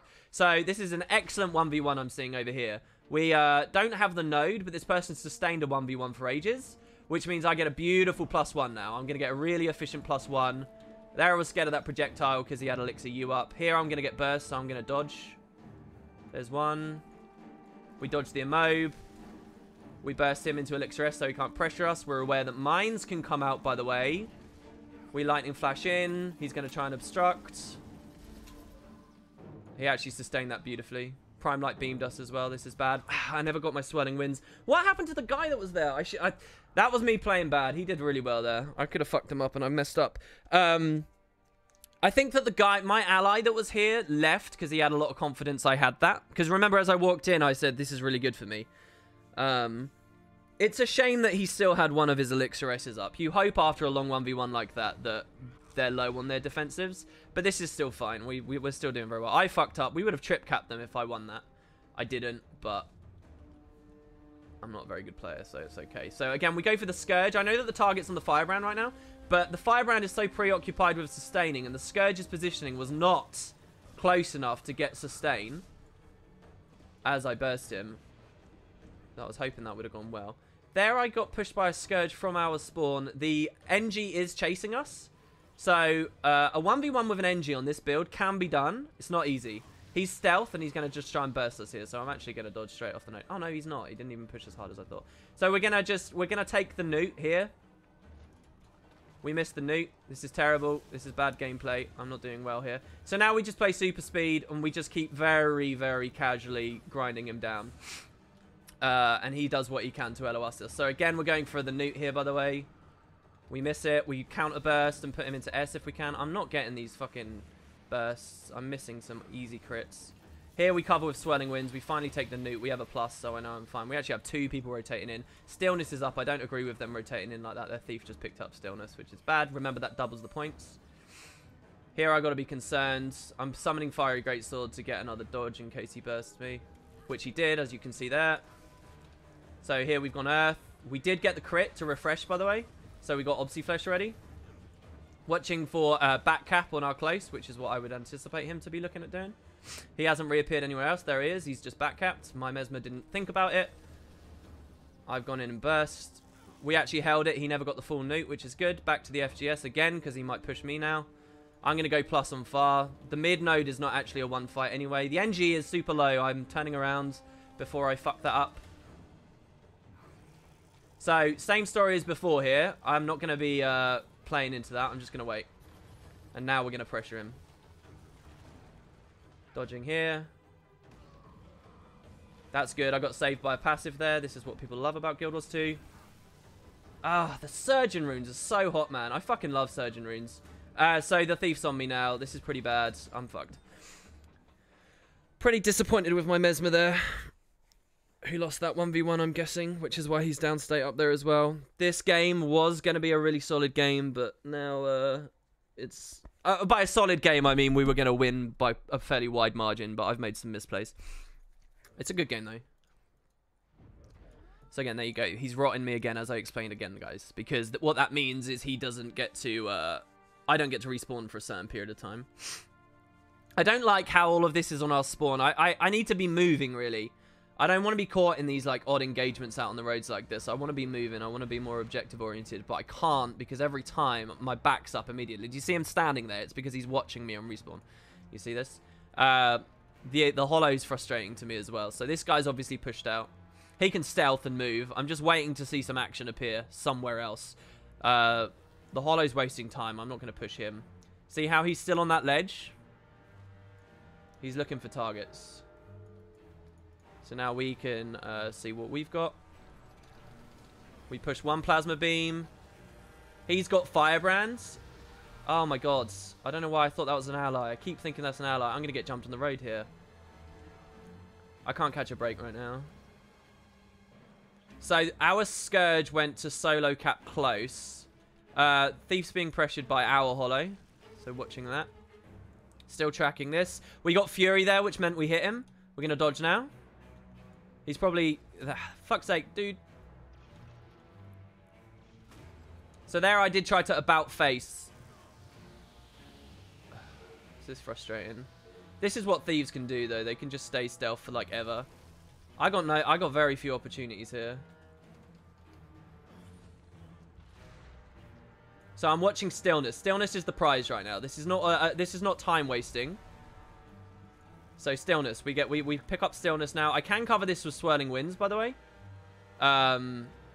if I so desire, but we're okay. So this turns us into a winning position as long as they continue stalling Trank up there. Scourge, this is the first thing I've been happy to see all fucking game. And the Mesmer's low. I've already wasted Lightning Flash. I don't remember when I used that. We can push the Mirage. We're just waiting for him to reappear somewhere. Scourge has noticed what I'm doing. He's covering for his friend. He stabbed as well. I really wanted that plasma beam, but I need the super speed, so I'm a bit concerned here. Is this the Mesmer? It is. We got the plasma beam. Even though he was in stealth, we got plasma beam. He could be dead. He's turned around. We know he's low. We know he's very low. Oh, for fuck's sake. I'm down. Alright, Wing's got some good awareness there. I don't know, though. I'm not helping things. He shouldn't go for this res if he can just pressure. I'm surprised he had that. I thought that kill was in the bag because he'd been low and he left and then he went back in and then he left low again. So, I don't know. They've 3 capped us now. I've just not done anything. 4 and 3 is bad. I haven't had any plays. I can take a clean up on close, though. This is a good situation. Very easy.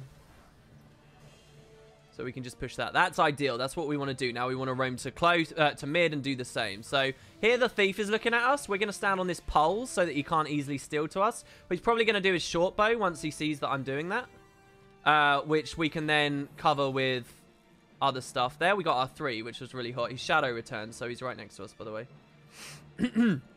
Engineer went to close, so we're watching for that. He's running bound. It's really annoying. Fucking stealths constantly. So let's push for this guy. What happened? Our Mesmer bailed out, I guess, which is fine. I'm at close quarters. Mirage always struggles against Hollow. Alright, this is a kill. He's going to go onto the bridge again. The thief's coming back to me, so again, I need to play defensively right now. See, he's round here. Hollow's here as well. Really dangerous. So here the goal is to get back onto that pole, so we jump. Oh, I auto ran off the front of it. We swirling winds. We're watching. The node's a nuke, by the way. We're watching for him to reappear somewhere. So there you go. He's on short bow, as you can see. He's obstructed me, which is a really nice little play there. We got our arcane shields. I mean, this is sort of the way that you would play it on Thief, though. We went down. The Mesmer got a play. Finally, the Mesmer... So I burst him and then the Mesmer condied him a little bit. So now we do take the self-res because if the Mesmer can get the stomp on the Thief who's squishy... So there's an Elixir R there, which is bad.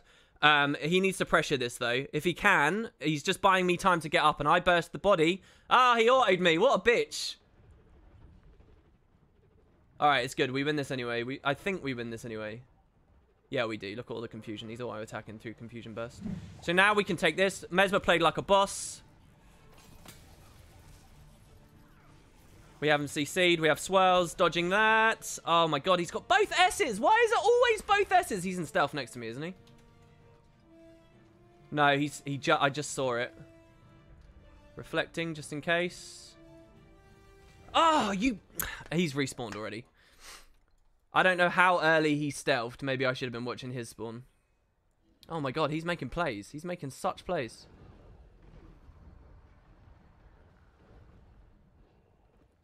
Good fucking shit, man. Good shit. So again, I'm self-resing here. So this is beautiful, right? Like, a lot of players would be trying to stomp the Thief right now, right? They don't know what play to make. This is the right play to actually take the res. So here, I kind of want him to res me instead of the Rally. Rally leaves me on less health as I get back up. So Fupper Pish is up there again, low, and he's pressuring Wing. We can probably burst over Wing's downstate if we need to. If we can. I don't know whether Fupp has seen me. We're about to find out what his awareness is like. Possibly random dodge. Could have been someone else. Say, you might be thinking, well, should you emobe, WP? And I can emobe. So we got the Scourge down, but again, the Thief's on me again. So we do have positions we can stand on this one as well. So we're Obsy Flesh. We're pulling up here again to climb. No. It's too much. It's too much. It's too much. There's 3 of them here, obviously, at the moment. So we got him down. This is a Necro, a safe stomp, and we rally. He's going for DPS. It's scary to DPS race this. Really fucking dumb to DPS race this. He got moved. I don't know how. I don't know what happened there. So me dying there's terrible, by the way, because it's 5 points per death. So these 4 deaths, man, this is bad. Oh my god, this is a close game. We might win this. We might win this. It depends. There's 2 down. If both of those guys die, it's over. If we can score this kill in mids... No, we lost. Oh, God, by 1 point. GG. It was a good game, though. It was a very good game. It was a very good game. If they hadn't died... What I was trying to say at the end is they represented 10 points. The enemy team had no nodes, but they represented 10 points as deaths. If I'd burst the Guardian, we would have got 5 points, and we'd be on 504 right now, and we would have won. We would have had it in time. We would have been racing for that. So that was the only play I had to make. No other objective was up, so I had to get there quick. As for that fight at the end, I think if... Oh, maybe he just didn't have safe stomp. That's probably more like it, right, actually? I don't know. It felt like the Necro got moved. Did he get search and rescued or something? What were the teams again? Was there a Druid?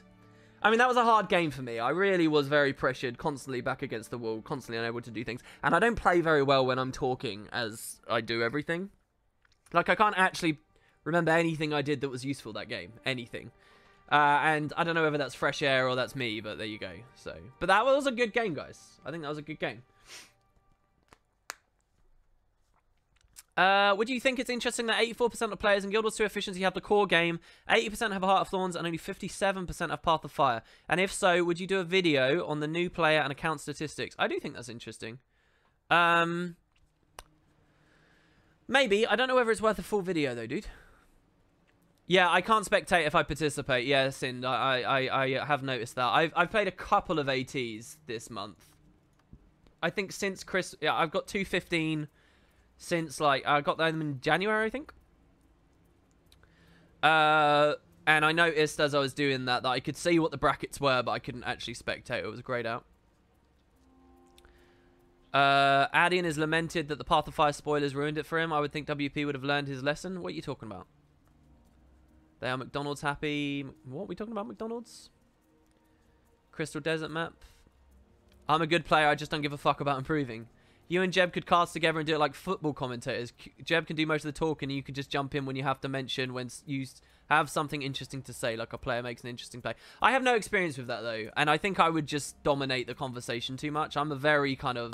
I mean, look at the way I am when I'm with Boots. The poor guy can hardly get a word in. I'm very aggressive. Did I get another duck? I did! Sam Young says, do more PvP content. What are these donations? This is insane. 20 minutes ago. Was that before that last game? I feel bad about that game, but I also quite like that... I don't know. It represented something... I mean, my losses are really sneaking in here. This is kind of gross.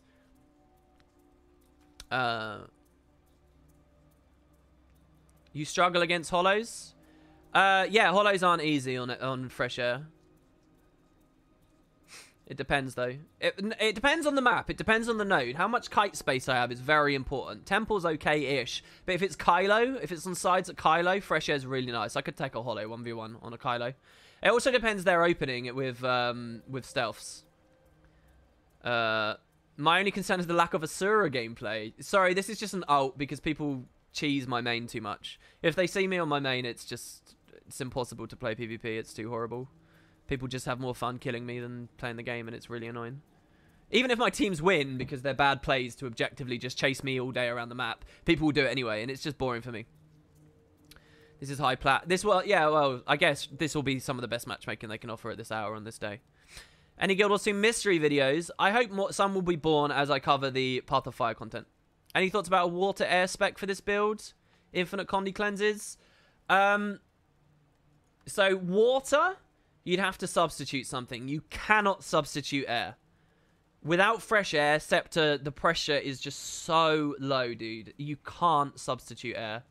Oh, I haven't shown you guys the Lahars as well, by the way. You can make some Lahar plays against Stealth Thieves. I should have been doing that against Valon a second ago.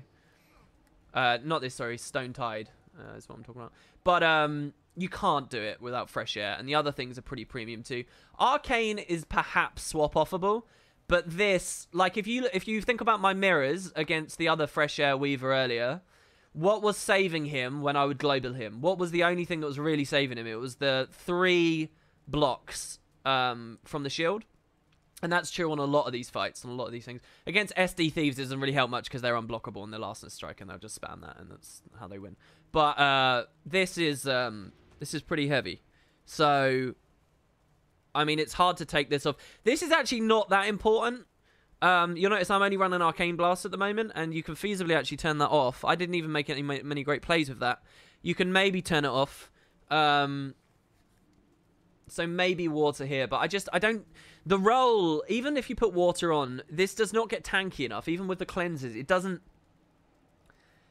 The Scourges are still going to rip you to pieces. Do you know what I mean? Like, you're still going to be in the very flighty, evasive, node-lossy playstyle that this build is. And cleansing a bit more just isn't going to help you, really.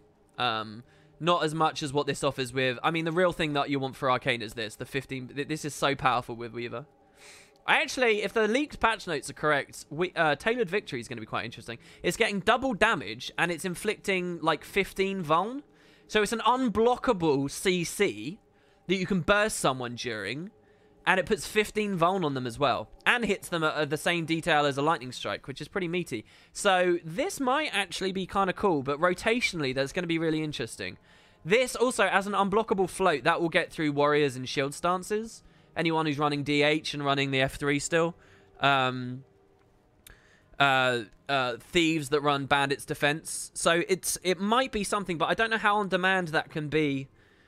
And it would be a real pain getting through all the achievements. I mean, you basically don't get an elite skill on this build. It is unfortunate, but you don't. The devs haven't developed anything that's good enough. This is okay-ish for some cleave and a bit of mobility and other evade, as I showed you for a moment in the stream.